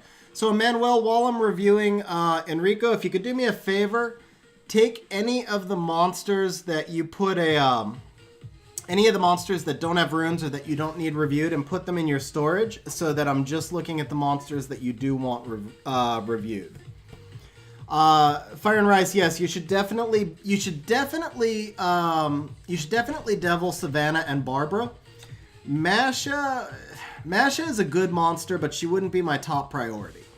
Depends on what your other options are. Masha is worth deviling. Like, she's worth deviling and using. Even though I lost with her, I used her in the last siege, obviously.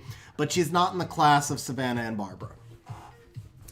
Okay, so Zhao Lin, that's going to be a PvE build, so we're going to skip that one. Megan, you are obviously going to just want your fastest Swift set on.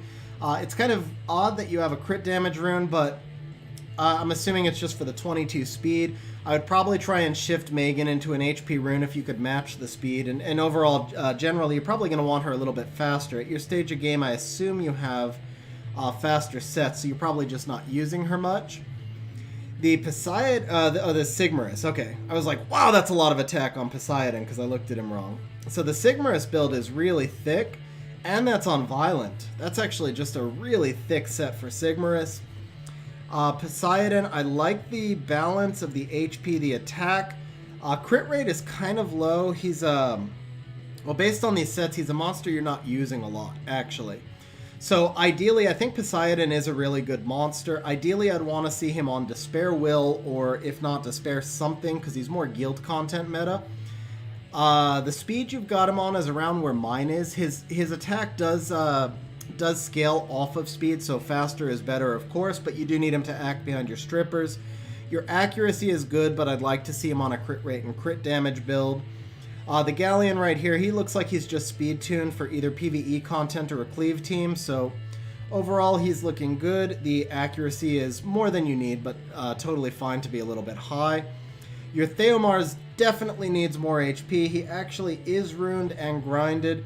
So that's the big thing. He needs more HP and more defense, and more speed. He's probably a monster you're not using, actually, is my guess. But if you are using him, I'd want to see him like with 10,000 HP and 500 plus 10,000 HP plus 500 defense and over 200 speed. 100 crit rate Orion is something you don't see every day, and he is a little bit on the slow side. I figured that would be a crit rate rune. I'd like to see your Orion get a little bit faster, and I'd like to see him with more HP and defense, especially if he isn't a little bit faster. So if you're running him like maybe on some sort of turn 2 team, then the speed would be okay, but in that case he would need to be a little bit tankier. So the Samanth here we've got in Rageblade Broken. The HP looks a little bit low to me. Obviously, you don't care if Samanth dies, but it would be nice if he could take one hit. If he was somewhere around like plus 6,000 HP, that would help. Otherwise, everything looks good, except I'd probably like to see a little bit more accuracy. I'm not sure if he's, yeah, he's fully skilled up. So you do want to take advantage, whoops.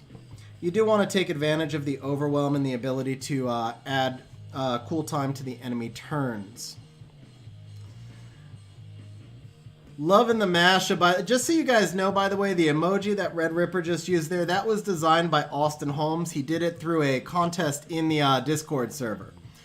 So I love that Masha emoji. Okay, the Chandra right here, let's see. So we're on Violent Broken. HP is definitely low for Chandra. I'm thinking, yeah, we're on a crit rate rune here. You're on speed, crit rate, HP. I might consider, if you don't have the rune quality to go crit damage, I might go with more like speed, crit damage, HP, and here's why. You've got 100 crit rate, or almost 100 crit rate on him, but you've only got plus 145 attack. Now, I think he, let's see here. Yeah, so the damage of the skill scales to your max HP. So his skill 1 is proportionate to max HP, but I think there's an attack multiplier in his skill 1. And even if there's not an attack multiplier, his HP overall is low. So crit rate is going to be multiplying your damage, but then you're multiplying kind of a low amount of damage because the HP is low. So ultimately, the ideal build for him is going to be probably HP crit damage HP or speed crit damage HP.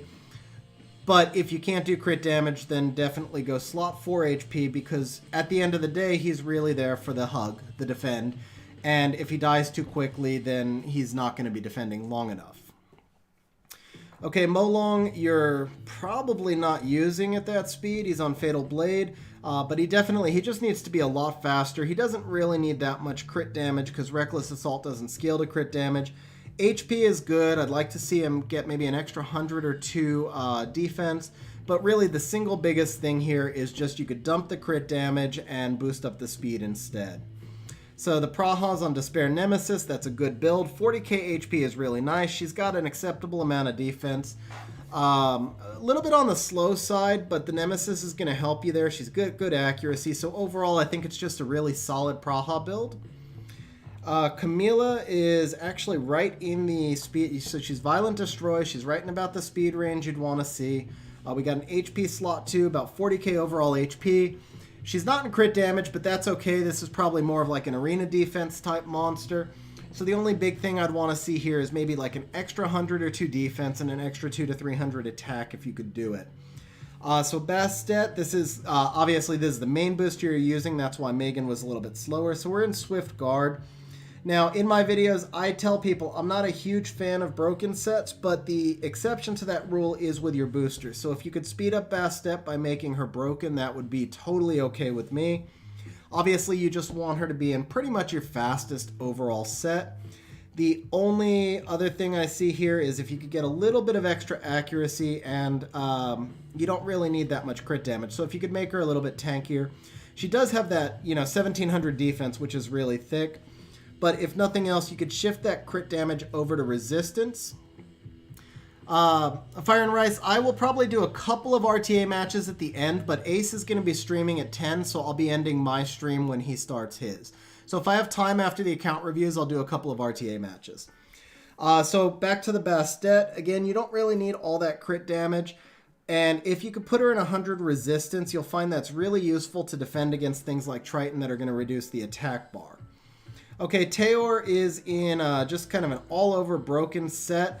Ideally, with Teor, you'd like to see him in Violent. I've actually got mine in Rage right now, and it's working all right, just because I don't use him enough. So I didn't want to give up premium Violent runes for a monster that I very rarely used. Overall, I think the build here is really solid. It'd be nice to have a little bit more defense, and it'd be nice to get to 85 crit rate. And remember, now that they've buffed his skill 3, and he's going to be reducing attack bar as well as the freeze, I'd probably like to see him a little bit closer to 20 accuracy for that AoE.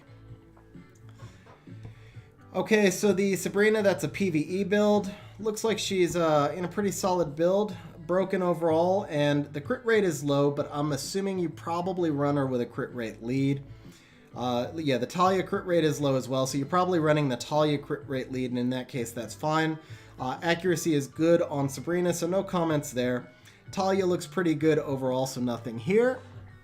Hey, Nicholas, glad you were able to make it, and really appreciate the comment. Thanks for letting me know. Okay, so the So the Beth, we've got really good crit rate, good crit damage, good attack. She's just solid all around. Again, kind of like same theme as with the other monsters. I'd like to see her be a little bit tankier and a little bit faster. And so you've got her in kind of all around broken set as well. One thing I'll notice, I see like a lot of broken off of the 4 sets. Like you've got 2 Swift and 2 Rage here. And when you use broken runes on 4 sets, it makes it a little bit tougher for you to make other 4 sets. Like by taking these 2 Rage runes and putting them on Beth, it's 2 less Rage runes you could put towards a full set on someone else. So if you are going to go with broken sets, try to only break runes from 2 sets. Like using the Blade runes, or there was another monster where I think you had like some guard runes and some destroy runes. It's easier if you break those 2 sets than if you break the 4 sets. A+ score worth farming beast for re-app player.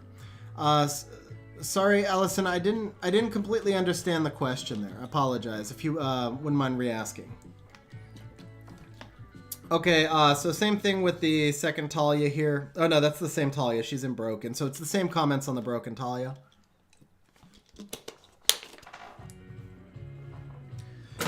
Yeah, so you could take advantage of FRR this Saturday to give you a big opportunity to fix up a lot of those broken sets. Honestly, I might start with taking all the monsters that you don't use at all, like the ones you haven't used in ages, and just de-rune them. And then take the monsters that you use the most that are in broken sets and completely de-rune them as well, because that's going to give you a much bigger pool of runes to work with. And then you can start back from those monsters that you use the most and rune them in the best sets that are available.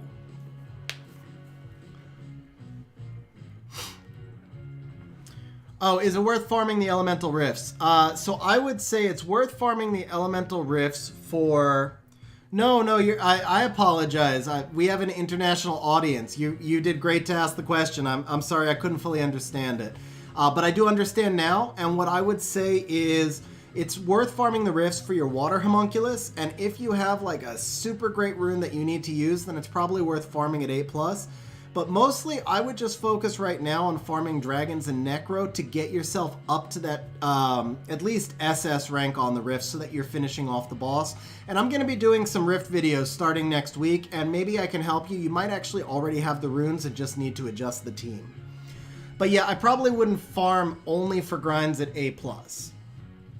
Okay, so the bulldozer right here.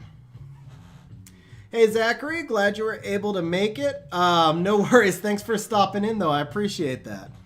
So the bulldozer right here, he looks pretty good overall. I've really got no comments on him. I think it's just a solid all-around build. And you did it without even using rage runes. So the only thing I'll throw out here is, since you're you've got your will runes and you've got good overall stats, if you have the ability to replace a couple of these runes with determination runes, you'll find that it boosts both his damage and Copper's.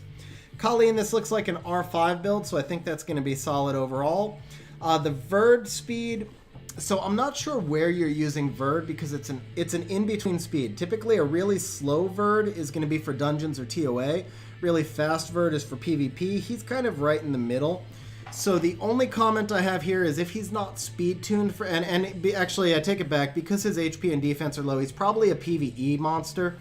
So if he's acting fast on any of your, if he's acting faster than any of your TOA, I'm assuming you're using him in like TOA and Hall of Heroes, maybe Labyrinth. But just make sure he's the slowest monster on your team, whichever PvE team you're using him for. That's kind of where I was going with that.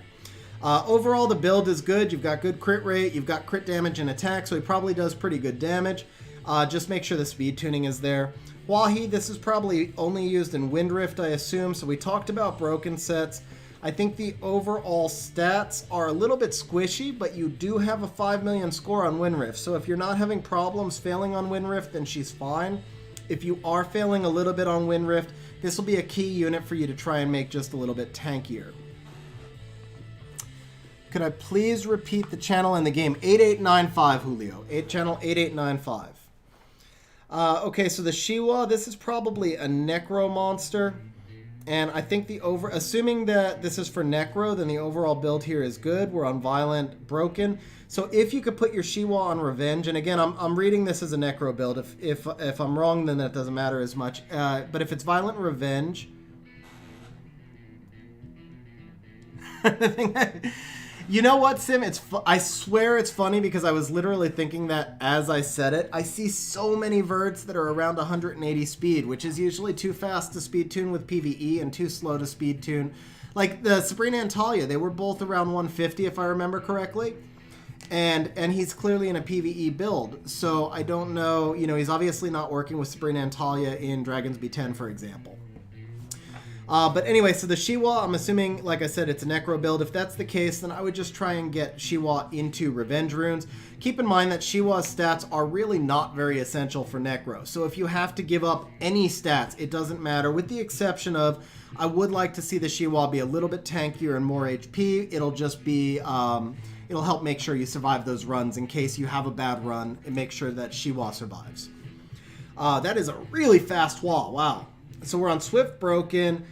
Everything on the Hua is actually really good, except the defense is a little bit low. Excuse me.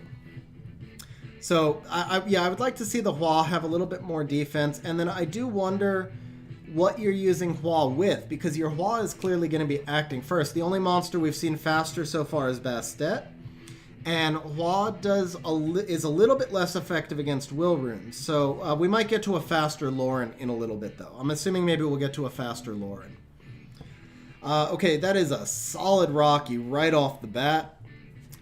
And I think your Rocky is pretty much good all around. I'm not just going to keep harping on the same things. So obviously the HP and the defense are low on a lot of monsters. You focused very heavily on building out the attacks and the crit rates, which is good.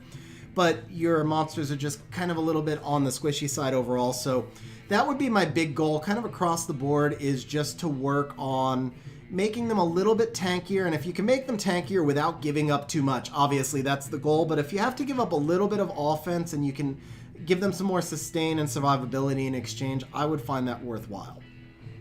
And so then I'll stop harping on that now that I've said that. So overall, I think the Rocky build is going in the right direction.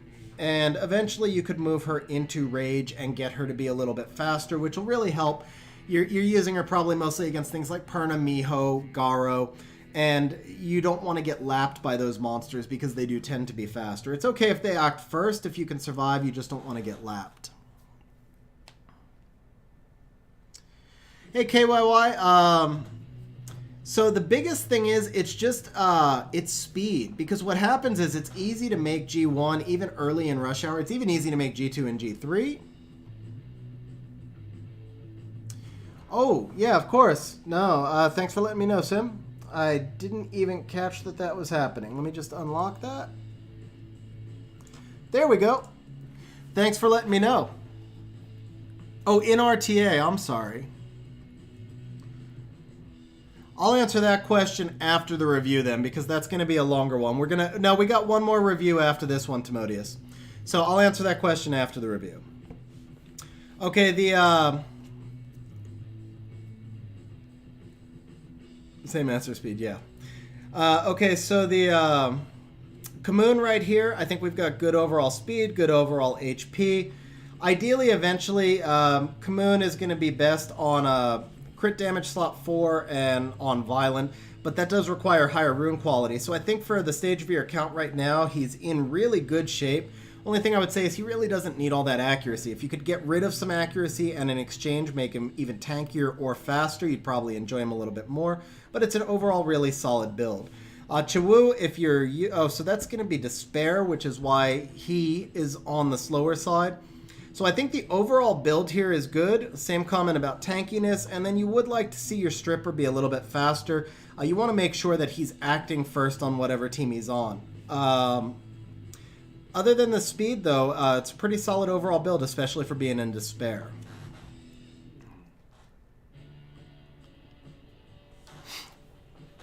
Okay, the Garo is...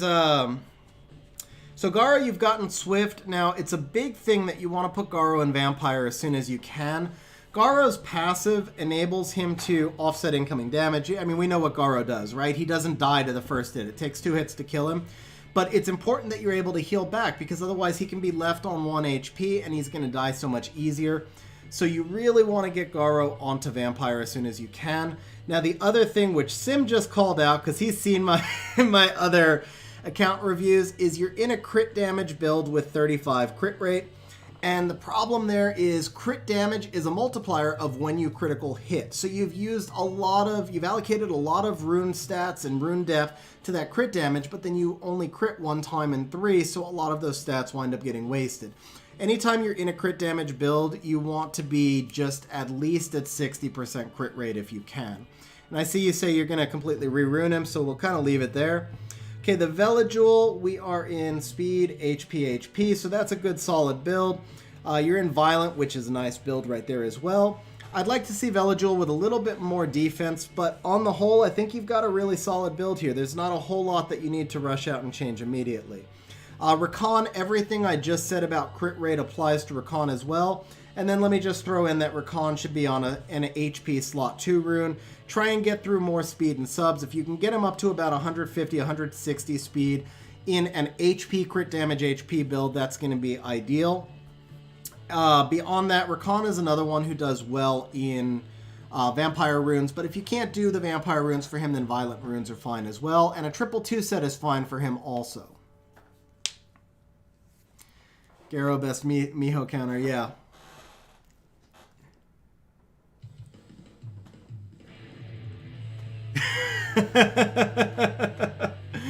Yeah, exactly. That Garo will wreck a Miho. I will give you that. Okay, so your Chloe here at 276. I've just got to say, Chloe should not be faster than Bastet. Like, you should be using Bastet 20 times more frequently than Chloe at least. So I really want to just see these whole runes dump over onto Bastet. Sim, good call. I don't think I mentioned it. Rakan you should almost always have on Will. If possible, you should always have him on Will because he's going to be able to then put immunity on himself, and you don't want him to get controlled before he gets off with that Unleashed Fury. Yeah, I didn't say that as well as I could have. Said that about as poorly as I could have. But before he gets to use his skill 2, Unleashed Fury. Okay, so the Chloe, yeah, the overall build here is good. Just, I mean, pretty much just swap Chloe and Bastet's runes. And then all the stuff I said before, if you could get Bastet into higher resistance, that's going to apply here as well. And then maybe a little bit more defense. Okay, your Vanessa is super fast. And on Violent as well. Violent Nemesis Vanessa, super fast. Lots of defense and HP. A little bit on the low side of resistance. So one thing about resistance is you kind of want to try and avoid being in no man's land, which is what I call being between 40 and 70 resistance, where you've allocated a lot of stats to resistance, but you haven't really gotten the full benefit yet. Now, I will say that Vanessa awakens into 40 res, so you're probably just getting that through... yeah, there's one. So you only have one resistance sub, so it's not as big of a deal, but Vanessa is commonly built on resistance. Austin just mentioned your runes are spread a little thin. I'm going to actually agree with him, but that kind of ties back to what I said earlier. Take all those monsters that you don't use, like the ones you never use, and just completely de-rune them. Then take the monsters you use the most, de-rune those as well, and then build the best sets you can, and then cycle through and start to upgrade the monsters that are still runed. But if you were here for my siege earlier, how many times did you hear me say that monster is not ruined? So if I have a monster that I'm not using and just like don't feel like I can use it because the runes are too weak, I eventually take all the runes off, stick it in storage until I can put a better set on it. I'd say I have about 160 monsters ruined and 100 that are not ruined. And that's because once a monster's rune set gets old and isn't good enough and I stop using it, I just take those runes off and I either sell the really bad ones or I mix the good ones onto other monsters. Okay, now for your Vanessa, the Violent Nemesis is fine, but if she's not on Will runes, I'd like to see her be closer to max resistance. Overall, her tankiness is pretty good, but I am wondering why she's so... I only had to say it 6 times. Seriously, it felt like a lot more than 6 times. I am wondering why your Vanessa is so fast. I feel like there's a lot of other monsters that would benefit more from her speed. Normally, like I build my Vanessa, I think mine is actually on HP crit damage attack. If you don't have the rune quality to put her on a crit damage build, then something like double HP defense is also good. She just usually doesn't need to be that fast unless you're speed tuning her with something specifically. Okay, your Kali looks, and knowing how fast your Chloe is, I'm sure that you've ruined the Kali to rune up with a Chloe cleave comp. So overall, Kali looks really good, and I'm sure she's speed-tuned. It looks like a lot of thought was put into those rune sets. Meihu Wang, I would definitely like to see a lot more HP and defense because of his passive, which allows him basically to just live much longer throughout the fight. And he's going to get it allows him to get stronger throughout the fight, so you want him to live longer. You could go with a lot lower attack and a lot more defense, and you'd probably enjoy him more. I'd also give him a touch more accuracy if you could. Shane is going to be a dungeon monster, so we'll skip her. The Helena, I am going to say the one big thing here is I would like to see more accuracy, and I kind of remember Helena having a benefit for critting in her human form of this skill, if I'm correct. Attacks all enemies. Maybe not. Maybe she doesn't get that crit rate benefit. Reduces damage dealt. Okay, creates a shield, 20% of max HP. Okay, maybe not. Maybe I'm remembering that wrong. I thought she had... Oh, here it is. Yeah, it's the passive. Increases your attack bar by 25% with each critical hit. Okay, so with the Helena, you're going to probably want to put her on HP crit rate HP. You're going to want to get as close to 100 crit rate as you can. You're going to want her to be a little bit faster. And then keep her HP at least at that level. If not, get a little bit more. And then maybe add a little bit of defense and accuracy as well. So basically, I'm telling you to add like a whole lot of crap. And I understand that's going to be tough. If you're not using Helena, then this is one of those candidates that you would take the runes off of. But it did look to me like you've got her fully skilled up. So if she is skilled up and you are using her frequently, then you want to get that max crit rate and a lot of HP in there.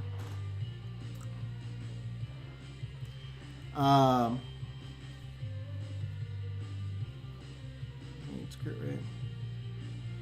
Yeah, Helena is a very stat-hungry monster. She's a really nice Molong counter. I think somebody mentioned that in Siege.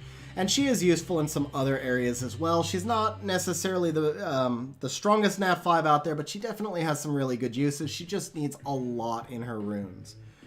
Okay, Maruna, I'm assuming, is like for Labyrinth content, so we're going to skip past her. Bale, it looks like you're working towards your BJR 5, and I think you're pretty close. You might be like about 100 attack away. You might be around a 31k Bale, or you might actually be all the way there. I'm not positive. But either way, it looks like the build is solid, and it's either close or already there. Belinus, we're in Despair, speed, HP, accuracy. I think the Belinus build is a little on the squishy side. I would like to see him a little bit tankier, but otherwise it's pretty solid overall. Brauk should be built for PvE, so we'll move past him. The Oki has 5 violent runes, which is interesting. I think, generally speaking, you're going to want to put your Oki on Swift Will, or if your Oki is just super fast, then he can go on Swift Broken or Swift something else. But you're going to want a lot more speed from Oki. Now, I like my Oki in speed, crit damage, attack, but as we've seen, that could be a little bit difficult for you to do. So something like speed, HP, accuracy, or speed, HP would be okay as well. Guys, no, if you want to proc 101% of the time, just face me in RTA. That's the actual secret. Okay, so your Bernard is faster than your Megan, that's fine. And we talked a little bit about the Bastet already. Your Copper build here looks really solid. I've got nothing for you to change on Copper. Chassoon build also looks really solid. Down the road, if you want to invest more in her, try to get her resistance to 100. Maybe give her 10 accuracy, but overall it's a solid build. Mav, you should just be using for PvE content, so we won't look at that. And I think with that, I'm just going to take a very quick restroom break. Unfortunately, I can't play a dungeon while I'm snooped into this stream, but I will be right back, guys, to finish up this account review. Yeah, there you go. And if you want to proc 103% of the time, make sure I'm using the Dark Demon. I'll be right back, guys.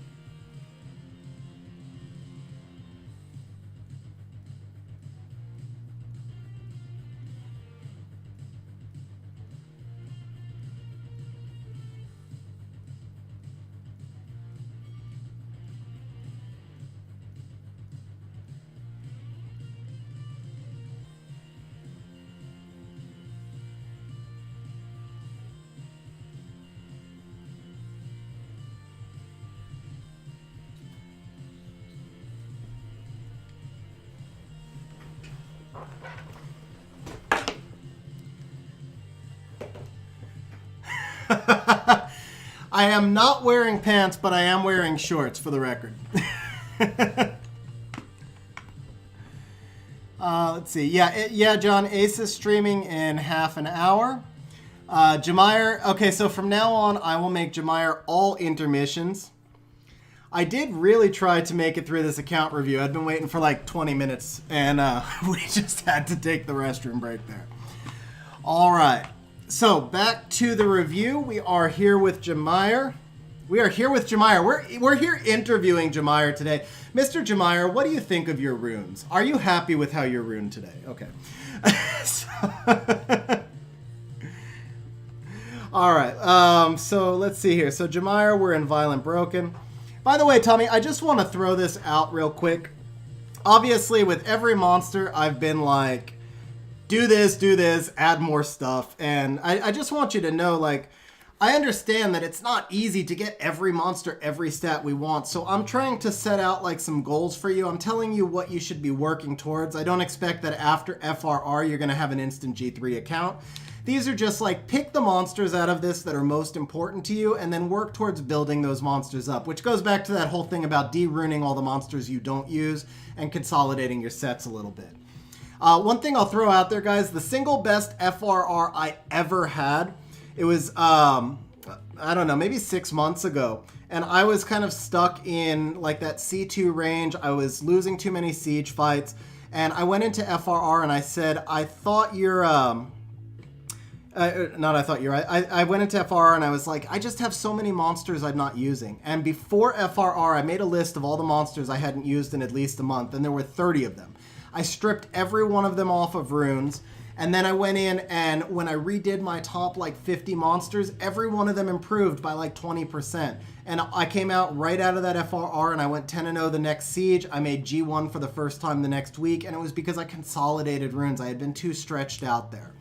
So, single biggest piece of advice I could give you, if you're a later game player and you've got, 50 to 100 plus 6-star monsters, what happens is we put these monsters in rune sets long time ago, we forget about it. You'd be shocked how many like 100% efficiency runes you find on monsters that you haven't used in forever. So strip those runes off, consolidate a little bit. It's good even for us end gamers, like the Saturday free rune removal stream. You'll see me doing that. I'll be pulling runes off of monsters I haven't used in a while and shifting them up to slowly improve my top monsters as well. So it's good for everybody. Okay, back to the Jamire. The main thing with Jamire right here is I want to see, I don't know exactly who he's speed tuned with. So I think the overall build for Jamire is probably good. If I remember correctly, he might benefit from a little bit more accuracy, not a ton, but please just make sure that he's speed tuned. Yeah, guys, so here's the deal with the FRR stream.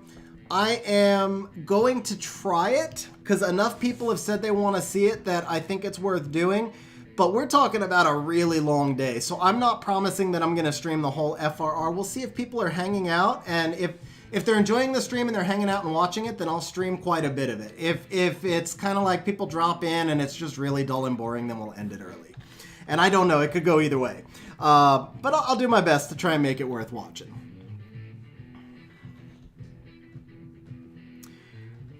Alright, so we talked about Jamire. Like I said, just make sure he's speed tuned. Imiseti is, once again, we have that kind of disproportionate crit rate, crit damage. The speed obviously looks good. You hit the right speed range with him. If you could switch that crit damage rune for a defense rune, I think you'll probably find your team just to be a little bit more stable. And then we've got will rune, so we're good overall right there. FRR is going to be on Saturday. Yeah, the optimizer did update. I believe that it just went to version 0.33. FRR is free rune removal. I thought you said when, not what. Sorry. And it's, well, it'd be tomorrow on the Asia server. It's Saturday on the global server, just to make sure we have all the times changed.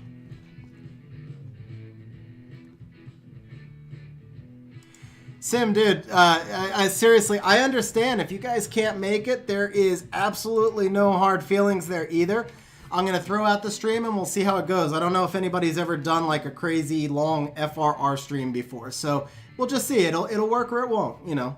But if there are people who are enjoying it, then I'm happy to share my process for it as well. Okay, so the Triana, first thing I see, plus 103 speed, makes me happy. I see so many people that make Triana their fastest monster, and that's actually not a good thing. So I feel like you were on the right path, and then the next thing I see is the Will, which makes me unhappy. So I would like to see Triana be on Violent Nemesis, because when she's in Will, she's a little bit of a target for Daphnis, because she's got low resistance. Your build has low resistance, and we're... definitely not going to FRR anybody else's account. If you see me by the end, if I do any kind of like stream even towards the end of account tomorrow or FRR, I'll be just dead. It's a long day for me the way I do it. Sim, I am looking to start stream at either 11 a.m. or 12 p.m. global server time. That is 24, 36, 38 hours from now. So that stream would start 38 hours from now, roughly 38 hours. And I'll post the exact time on community board once I set it. Okay, so for the Triana build, I would like to see her in a much higher resistance build. Yeah, so what Austin nailed it right there. If she has Will, she's got to be high resistance. Otherwise, the Daphnis will just like strip defense break her. Lauren can strip defense breaker, etc. So I'd rather just see her in like Vio Nemesis if you can, or Vio Endure if you can't. Get her a lot more resistance, and then just keep all these other stats the same. It's a solid overall build. It's just those Will runes that concern me. Okay, the Lucians are PvE, so we'll jump past those, but I see the speed tuning. I'm not calculating the speed tuning, but I see like you've made some efforts for it. I think this one might be slow, but I'm not positive. Charlotte is clearly not ruined or used, yeah, so the Eladriel, Violent Energy. I think the Eladriel build here overall is solid. I'd like to see him with a bit more resistance and defense. That's about it. That one is unruined. Ritesh is in triple HP. No, he's in double HP accuracy. So the Ritesh needs to move into triple HP. Get some accuracy through subs. If I don't have a second. Yeah, exactly. Andri, I actually have an FRR video that gives some tips and tricks for how you prepare in advance for FRR. It includes software like Microsoft to do. Just check my channel for FRR tips and tricks. Okay, so the Ritesh, I want to see you move Ritesh to triple HP and then get as much accuracy and speed and defense as you can through subs. Hexrobel, Ace has an awesome video actually to set up the optimizer. Let me paste the link to that in chat right now. There we go.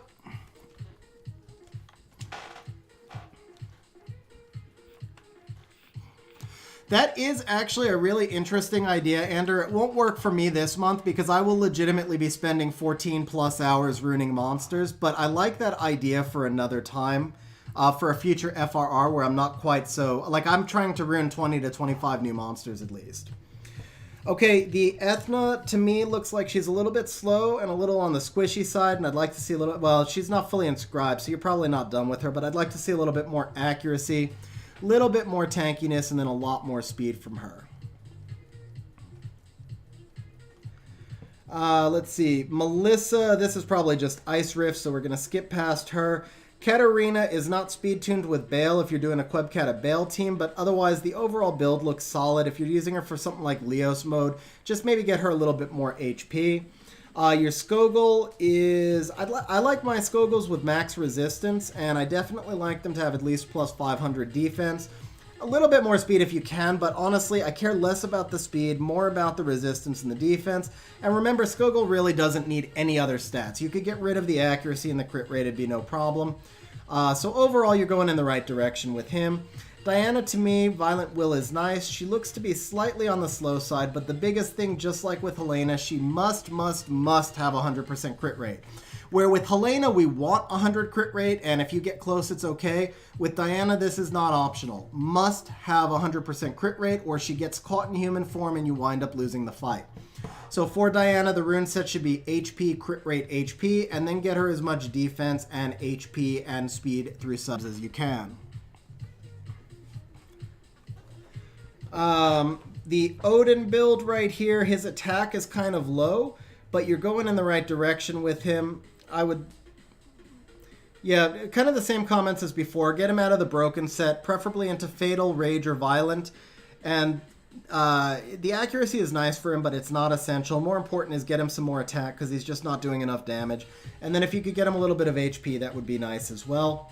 But first and foremost is just get him more attack. And then also make sure that he's speed tuned to your boosters. 185 is probably not speed tuned to your current Bastet even. And if you swap those Chloe runes over, it's not going to be speed tuned to the new Bastet. Ramahan build looks like we're pretty good overall. I actually don't have a lot for you to change here. Get a little bit more HP when you can, and that's about it. Tiana build looks like we are good. I like that she's in resistance. I actually really like that she's in will runes as well. So the only thing with Tiana, of course, is just a little bit more defense. Otherwise, solid build. Bella build, this is obviously GB10. Solid overall build. A touch more accuracy and defense would be nice. Your Jean build looks fairly solid overall. I'd like to see her in Violent. Yeah, DL, I'm just kind of judging it by the overall account. That speed seems to be about where his fastest monsters are. That's why I didn't comment on it. Obviously, we want to get Tiana to be as fast as she can unless you're playing for a turn 2 cleave. But I think that was about as fast as most of your top rune sets are. So down the road, just try and get her faster as well. Okay, the John build overall is solid, but I would like to see you get her into Violent. Violent Will is ideal, but just Violent. Try and get her resistance to 59, so that would be 100 resistance when she's in the lead. But if not, just get her resistance up to like 49, so you get 90 resistance out of it. Accuracy is good, everything else is good, and then a little bit of HP when you can do it. The Amarna, we're in Violent Broken. Something tells me you are using your Amarna in PvP. If that is accurate, if you're using Amarna in PvP, then he does need to be faster than that. He is going to be better in will, and he does need more defense because he's often an early target.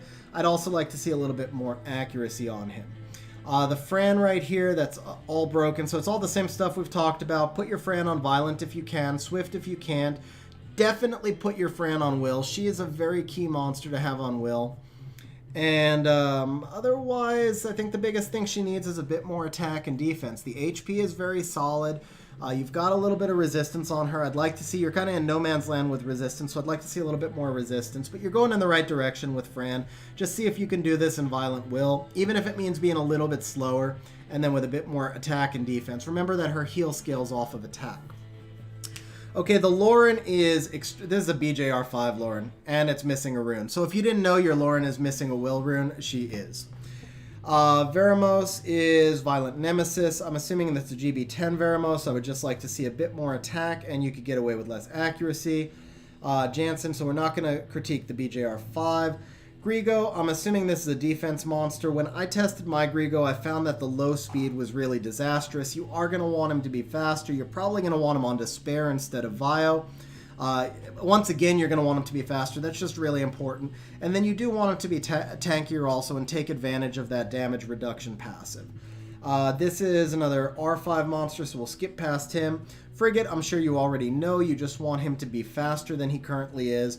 And if you can make him a little bit tankier, that would be nice. You can get away without nearly so much accuracy, despite the stuns.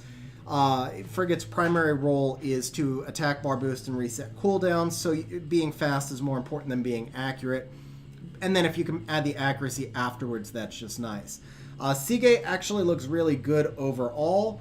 I like that he is in will as well. Just, again, a little bit tankier if you can, but this is a pure cleave monster, so the build has really gone in the right direction. This is a TOA monster, so we're going to skip that one. Another TOA monster we'll skip. Your Miho is in Vampire. It would be better in Vampire Nemesis. It would be a lot better in Vampire Nemesis. And same thing we talked about with crit rate. Get the crit rate up if you can, but also with Miho, you really want a lot more speed than that if you can. Try and get her at least to about 180 to 200 speed. I think with your account, it should be something that you could accomplish. And a little bit more attack if you can as well, because it's really important that she heals back off her skill 1. Okay, and that is it for the account review. Man, that went longer than we expected, but I know I've got somebody else. Voodoo is still waiting, so Voodoo will get the last account review. And some of you guys may jump off over to Ace's Siege stream at the end. I totally understand that, but I am going to take Voodoo through his account review before we wrap up the stream.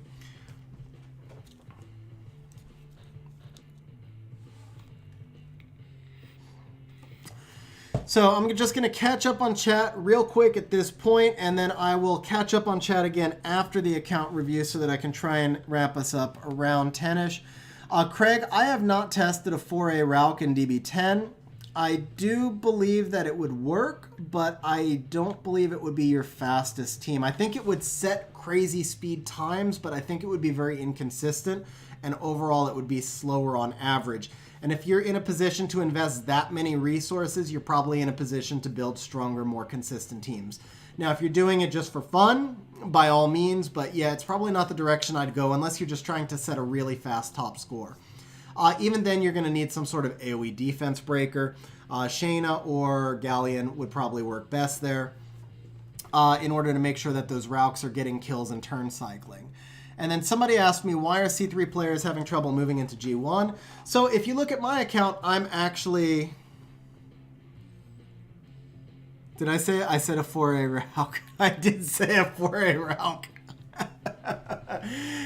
4 2A Rauks. 4 2A Rauks. A 4A Rauk is like GG. Okay. You know what? You could have a 4A Rauk just solo GB10 in 9 seconds, and you're good. And yeah, so the thing is, with those 2A Rauks, they're going to put up, like, when RNG favors you, they're going to put up the best times on, some of the best times on the server. It'd be insane. It's just that it's such an RNG-based team, I don't think you're going to get consistent times. And I prefer consistency over records. G-Bagel actually did a video on the guy with the 5-2A Rauks. I almost said 5A Rauk that time. I really did almost say it too. But if you go check out G-Bagel's video, you can see how that team works. It is super fast when RNG is on your side. It's just, like I said, it's dirt prone. Okay, somebody else asked me, yes, why is it tough to move C3 to G1? The biggest thing I would say, so if you guys, like last season, I spent most of the season at G1, and then a week and a half before the end of the season, I completely cratered. I dropped all the way down to C1 from, I was like literally a point or two, I think I was 5 points away actually from G2. And in a span of less than a week, I went from 5 points from G2 down to C1. A lot of it was RNG based. My Oki just got resisted on everything, and then I went on crazy tilt. I got so frustrated with the RNG, and I was losing everything. Here's the thing. I had no counter to Hathor, and so I was forced into using Oki, and when I went on that bad stretch, I couldn't counter the Hathors, and I got wrecked. Now this season, I have Daphnis skilled up. I'm finding he allows me to build much more effective counters to Hathor, and I'm doing well again this season. I'm I don't know, rank 1400, I'm mid G1 right now. But, so the moral of this story is basically, people move from C3 to G1 when they have more counters. The other thing I built was Rika. Rika has won me a lot, it's not just built, it's skilled up. So Rika has won me a lot of fights, and I couldn't use her last season because she was unskilled. Daphnis, I couldn't use effectively last season because he was unskilled. Beelzebub has cost me about 200 points overall. He really has, actually, seriously. I'm doing much, much better with him now, though. I win probably about half the fights I use him in now. In the beginning, though, he just wrecked me. I legit lost at least 200 points trying to find a way to use him. But no, so seriously, the biggest difference between C3 and G1 players is that G1 players have the ability to pivot to more teams.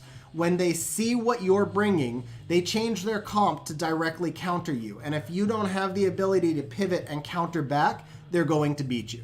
So when you guys ask why are people struggling to move from C3 to G1, what I believe it is because they have more monsters, more rune depth, or just simply more experience, and they're better than us, you know, that whatever the case may be. But a lot of times it's legitimately just about the fact that they can more effectively pick and ban and counter.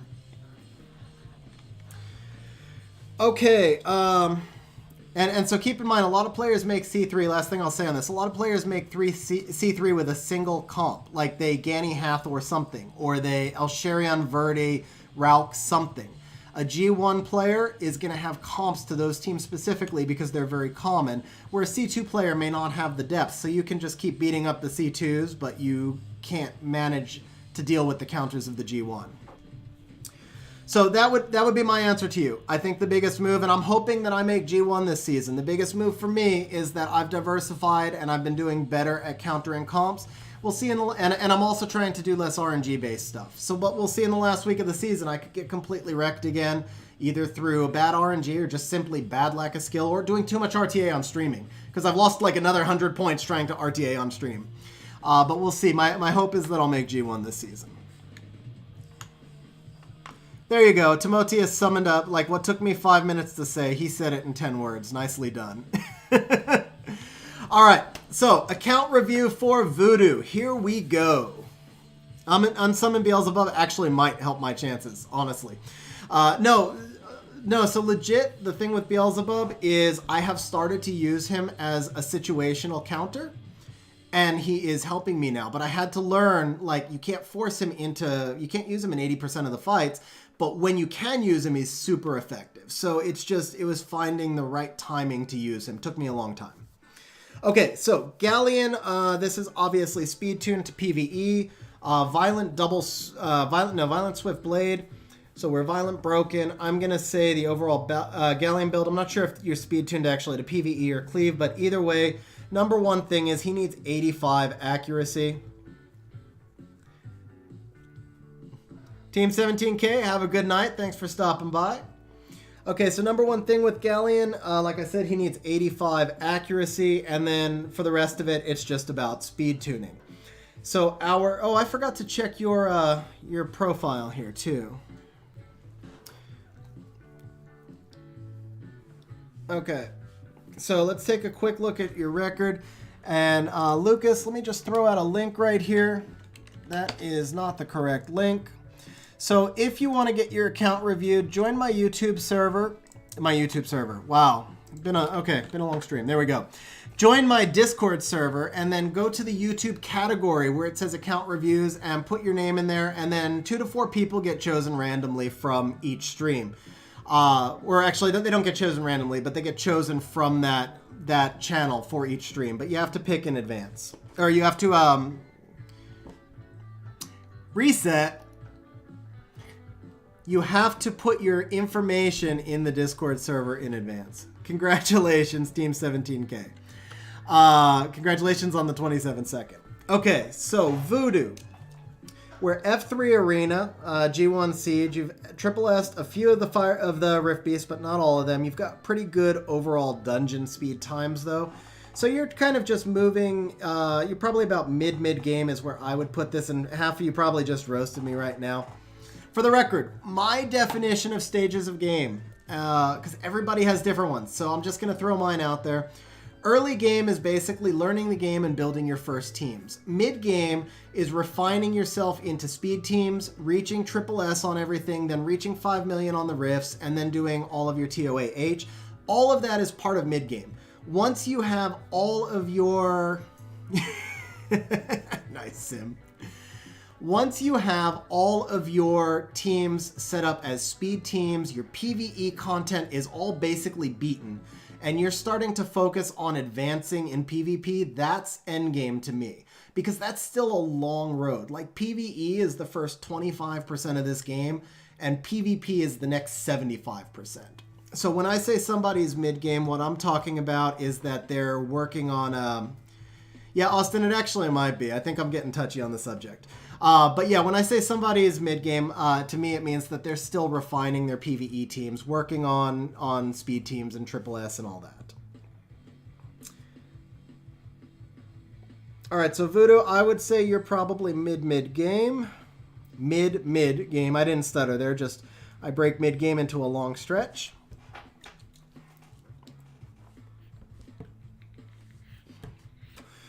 Okay, so for the Beth, I would like to see the crit rate higher. The overall build here, a lot of it, you just saw me do the last account review, so I don't want to get too repetitive. We do want to see more HP and defense, especially for a monster that's a little bit slower.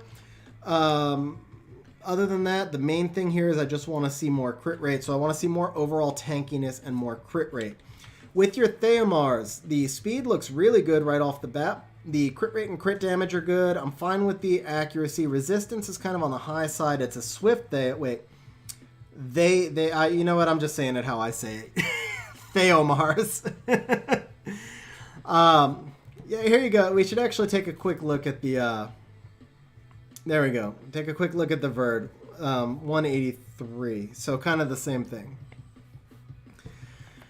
So with... Thank you. I appreciate that. I've been getting roasted for Theomars for some reason lately. Okay. Okay, so the Theo, I'd like to see you move him into Violent once you're farming dragons more heavily. Violent Will is a really big thing for him. Swift is fine for right now. Fatal is probably a little bit better. Either Swift or Fatal until you're doing consistent dragons, but get the Will runes on when you can. Get him to Violent when you can. And then I'd like to see more attack. You've got the big crit rate and crit damage, but not a lot of attack. One other thing to keep in mind is he has Elemental King, so your 86 crit rate's actually 101, which is awesome, but it also means you have a little bit of breathing room. If you have to bring your crit rate down a little bit to boost the other stats, it's okay. And then, again, I'd like to see him be a little bit tankier. So the Praha, we definitely want Praha to be in Despair. That's kind of a big thing. The Nemesis runes you've got there are perfect, so switch Praha to Despair when you can. I would like to see somewhere between a little and a lot more HP. I want to see her at least over 30k HP, at least over plus 300 defense, a little bit more speed, and then down the road, probably more than that plus 300 defense. That would probably be my goals for there. Megan, I don't know what your fastest set yet is, but I think the overall build here, you've got a crit rate slot 4, I'm assuming you do. So she doesn't necessarily need the crit rate. If you could get her into an HP or defense slot 4 without losing speed, I would try and do that eventually. Emissary. I think it's actually Emissary, but, well, yeah, that's how you typed it out. But I can't stop. I see the words and I read them as Emissary. Okay, did I skip Megan? No, we talked about Megan. So just try to get your Megan a little bit tankier if you can. The Ajir, so 186 speed jumps out is pretty good. You got Ajir and Violent at 186, so that's pretty solid. You do want to try and get Ajir to 25k HP for RTA purposes and also for defense purposes, but I think if you're just using them on offense or if you're in like C3 guild, then the 21k is actually pretty good. The attack is solid. I'd like to see a touch more defense, but this is overall just a really solid Ajir build. The efficiency is pretty good. So there's not the biggest focus I would have is maybe just getting him that extra 5 to 10,000 HP and maybe an extra 100 defense and an extra 200 attack down the road. Yeah, seriously, I mean, you know, the names mostly are not English names, so I think we're too much accuracy. I would not say too much accuracy. I wouldn't say it's necessary to have that much, but I wouldn't say too much. Actually, like, you can get away with 45-50% accuracy with him, but the skill 3 confiscate, it's so important that you get at least one of those to land that I wouldn't go much lower than 50, and having 60 is not a bad thing. Okay, so Talia is a dungeon build, obviously. 91 crit rate means you're using an attack lead. I'm assuming that we're in Fatal. I thought we would be. So overall, it's just a solid Talia build. Down the road, get it into Rage, and and Talia does not need any accuracy whatsoever. 53 accuracy is 53 wasted substats. You can literally have your Talia in 0 accuracy and be fine. So if you could turn that 53 accuracy into 53 crit damage, she'd be a beast. Okay, Sabrina, we're in Violent Blade, which is totally fine. Our dungeon is good. Our speed is good for the dungeons. She would be better with 3 more crit rate, and that's pretty much the main thing. The secondary thing is you're going to want her to be a little bit tankier. I think she might be wiping on DB10, because I'm assuming it's your DB10 team, and I'm assuming she's wiping on occasion. Overall, though, the build is good and going in the right direction. Let's see, Poseidon, that's a fast Poseidon, so we're on Swift. You'd like to get Poseidon to Despair if you can. Yeah, there you go. Talia has Crow runes. So those runes on Crow make a lot more sense. Although, to be honest, I don't think Crow needs quite that much accuracy either. He benefits from it, obviously, because he has Brand and Defense Break, but he does so much damage. I'd really rather focus on like having that accuracy on Crow, giving him like 20-25 accuracy and more damage instead. So down the road, I'd like to see your Poseidon move to Despair, Speed, Crit Damage, HP, or Speed, Crit Damage, Attack. For right now, if you don't have those runes available, I think you've got a good overall balance on all of his runes, and the only thing he probably needs is some extra defense, because you're using him primarily for attack bar manipulation at this stage and silence, so you want him to live a little bit longer. And I'm thinking we're on an accuracy. We're not on an accuracy. You just have a little bit more inscribing to do, so he'll grow out to be a little bit tankier in those runes anyway. Yeah, you know what? I just call him WinBK. I don't even try and pronounce his name. In my own head, I don't even try and pronounce his name. He's just WinBK. I know his name, but I'm not going to say it. So, okay, Chow build. I think the crit damage rune here, it's just not max. That's what I figured. You've also got a purple and a blue, so a little bit more inscribing to do. Overall Chow build, the biggest thing here is he's really, really slow. He's going to need to be a little bit faster than that to be effective. I also don't think he needs that much accuracy just for continuous damage. He really doesn't need any accuracy. So if you could switch that accuracy up into more attack, more defense, and more speed, you'd be more happy with him. The Spectra, this is a TOA-H monster, very fast. I think you're probably putting way more runes on Spectra than he needs, and you could shift some of these faster runes over to other monsters. I'm not sure the speed tuning of your TOA team, or I'm not sure if you're using him somewhere else, but generally speaking, he should be the fastest monster on your TOA team, but he doesn't have to lap the team. The other thing is his skill 2 is going to scale to enemy max HP, which means he really does benefit from having crit rate and crit damage. So if his slot 4 was a crit damage rune, which I think you actually had, well, and that's, wow, he's got a lot of speed and a super slow rune. Interesting. And that's part of a broken set. So I would try and get him on a slot 4 crit damage rune, shift some of those faster runes over to another monster, get his crit rate boosted up, and then you could lower his accuracy down. If he's only used in TOA, then I want to say 45 or 55 is the number you need.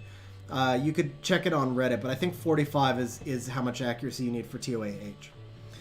Okay, the Daphnis, we're on Swift Will, which is nice. He's a little bit tankier than some of your other nukers, so I'm happy with that. I'd like to see him over 50 accuracy, but we can't have everything we want.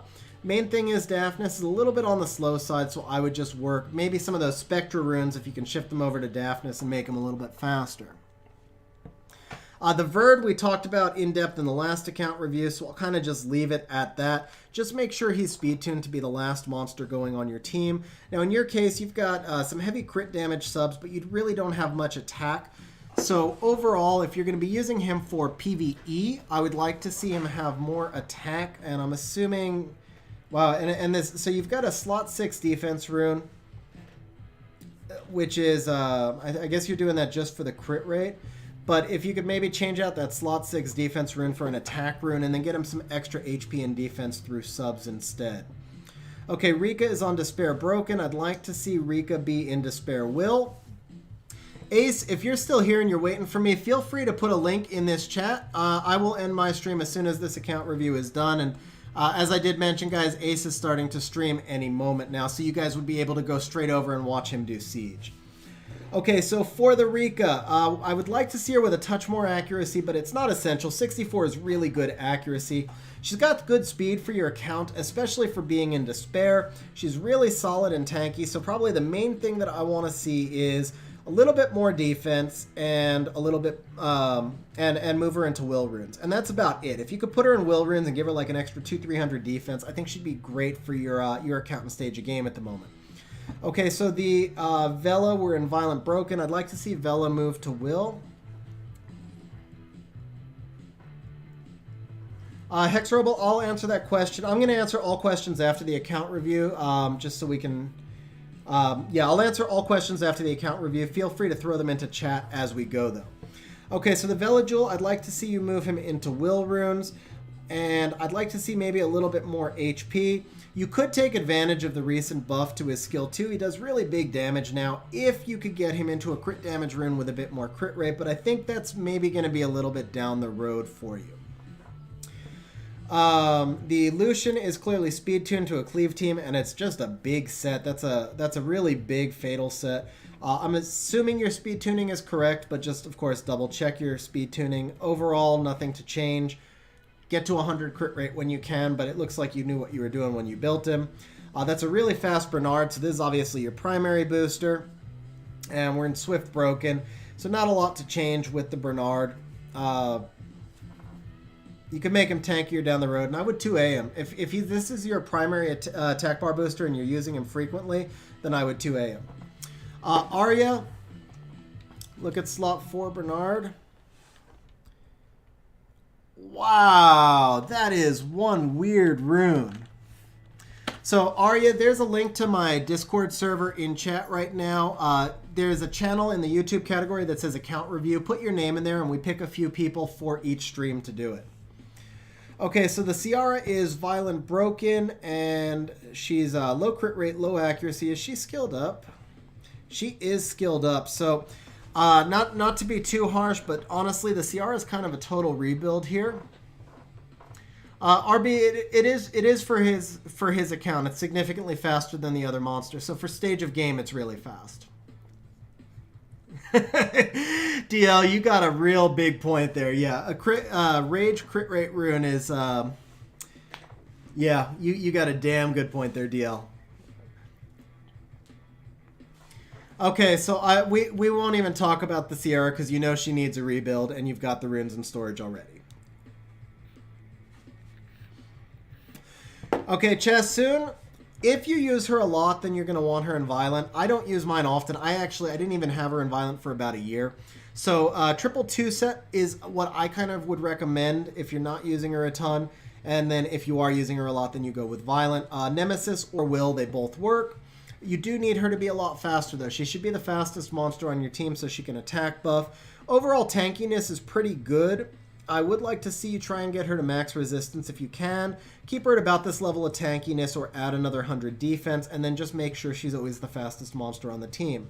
Okay, Mav is just a Rift monster, or maybe TOA, so we'll pass him. Lag, you really want to try and take advantage of that big base speed, give him a chance to go earlier in the turn order. You want to have a lot more crit rate and a little bit more accuracy. Generally make him a little bit tankier as well. Skogul, I'd like to see with a little bit more HP, at least get him closer to 40k HP. You got 25 crit rate and 47 crit damage in subs that he doesn't need. And then the accuracy is not essential. So if you could get rid of the crit rate, crit damage, maybe lower the accuracy a bit, get him up to max resistance, and get him up closer to 40k HP and plus 500 defense, I think you'd like him a little bit more. Raj, I'll show my Katarina after this, and then we'll try and wrap up there. Okay, the Lucian is going to be for another cleave monster, so actually we'll skip past that. The Bella is in Violent Focus, pretty good overall tanky stats. Lots of accuracy. The main thing with Bella here is this is another monster you want to go first on your team because of the attack bar boosting. So I'd like to see Bella with like an extra 60, 70 speed as you can do it. This is obviously a farming monster, so we'll skip past the Lin. The Fran, Violent Energy, 24k HP. So your Fran is reasonably tanky. I would like to see her get into Violent Will. I'd like to see maybe an extra 3,000-4,000 HP if you can. Little bit of extra speed, but overall you're going in the right direction with Fran. The one big thing here is the attack is low. Just remember that her heal skills to attack, so get some more attack in if you can. Huadam, we're in Despair Revenge, which is really nice. I'm sure you know that you would want to have a lot more HP on the Huadam, a little bit more defense, and then I think you're good overall. It doesn't quite need as much crit rate and crit damage if that's what you have to trade off to get the extra HP and defense in exchange. Lauren does not quite need 100% accuracy. 85 accuracy is all any monster ever actually needs. This is a BJR5 Lauren anyway. Why am I reviewing it? And then you already said that the Crow runes were on somebody else. So that is it, Voodoo. That's it for the account review. Now, the last two questions that we're going to answer is somebody asked to see my Katarina.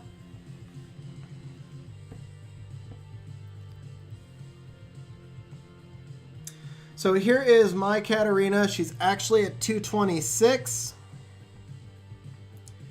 It's 85 accuracy that's needed because every monster is always guaranteed a 15% resistance rate at a minimum. So if you have 85 accuracy, that's the max you can take advantage of. If you have anything over 85 accuracy, it's just wasted stats because those stats don't count, basically. Okay, Hex Roble, 236 Swift Verd is not really efficient in a 145 speed team. It would be efficient, like, in Dragon. If you're talking about, like, Dragons B10, then it would help you lap the dragon a little bit, but you're usually better off just having Verd act last. I would go with Violent Revenge and try and get some Violent procs instead. You're using basically a lot of unnecessary runes there when you get about the same benefit from having it act last. And then Raj, so here is my Katarina. If mine does, I want to say 47,000, 47,000, right around there.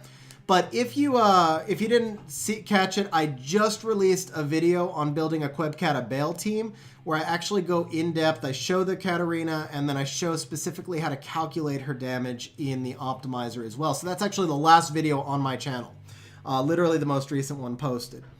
Okay, that's it, guys. I want to let you all get over to Ace's stream, so we're going to wrap up the stream here. I will do a stream Saturday morning with FRR. We'll see how that one goes. Thank you guys all very much for stopping by the stream. For those of you who have signed up for memberships, sincerely, thank you very much. I really appreciate that. You're welcome for the review, Emmanuel, and we will see you in the Discord server, and we'll see you Saturday morning. Thanks, guys.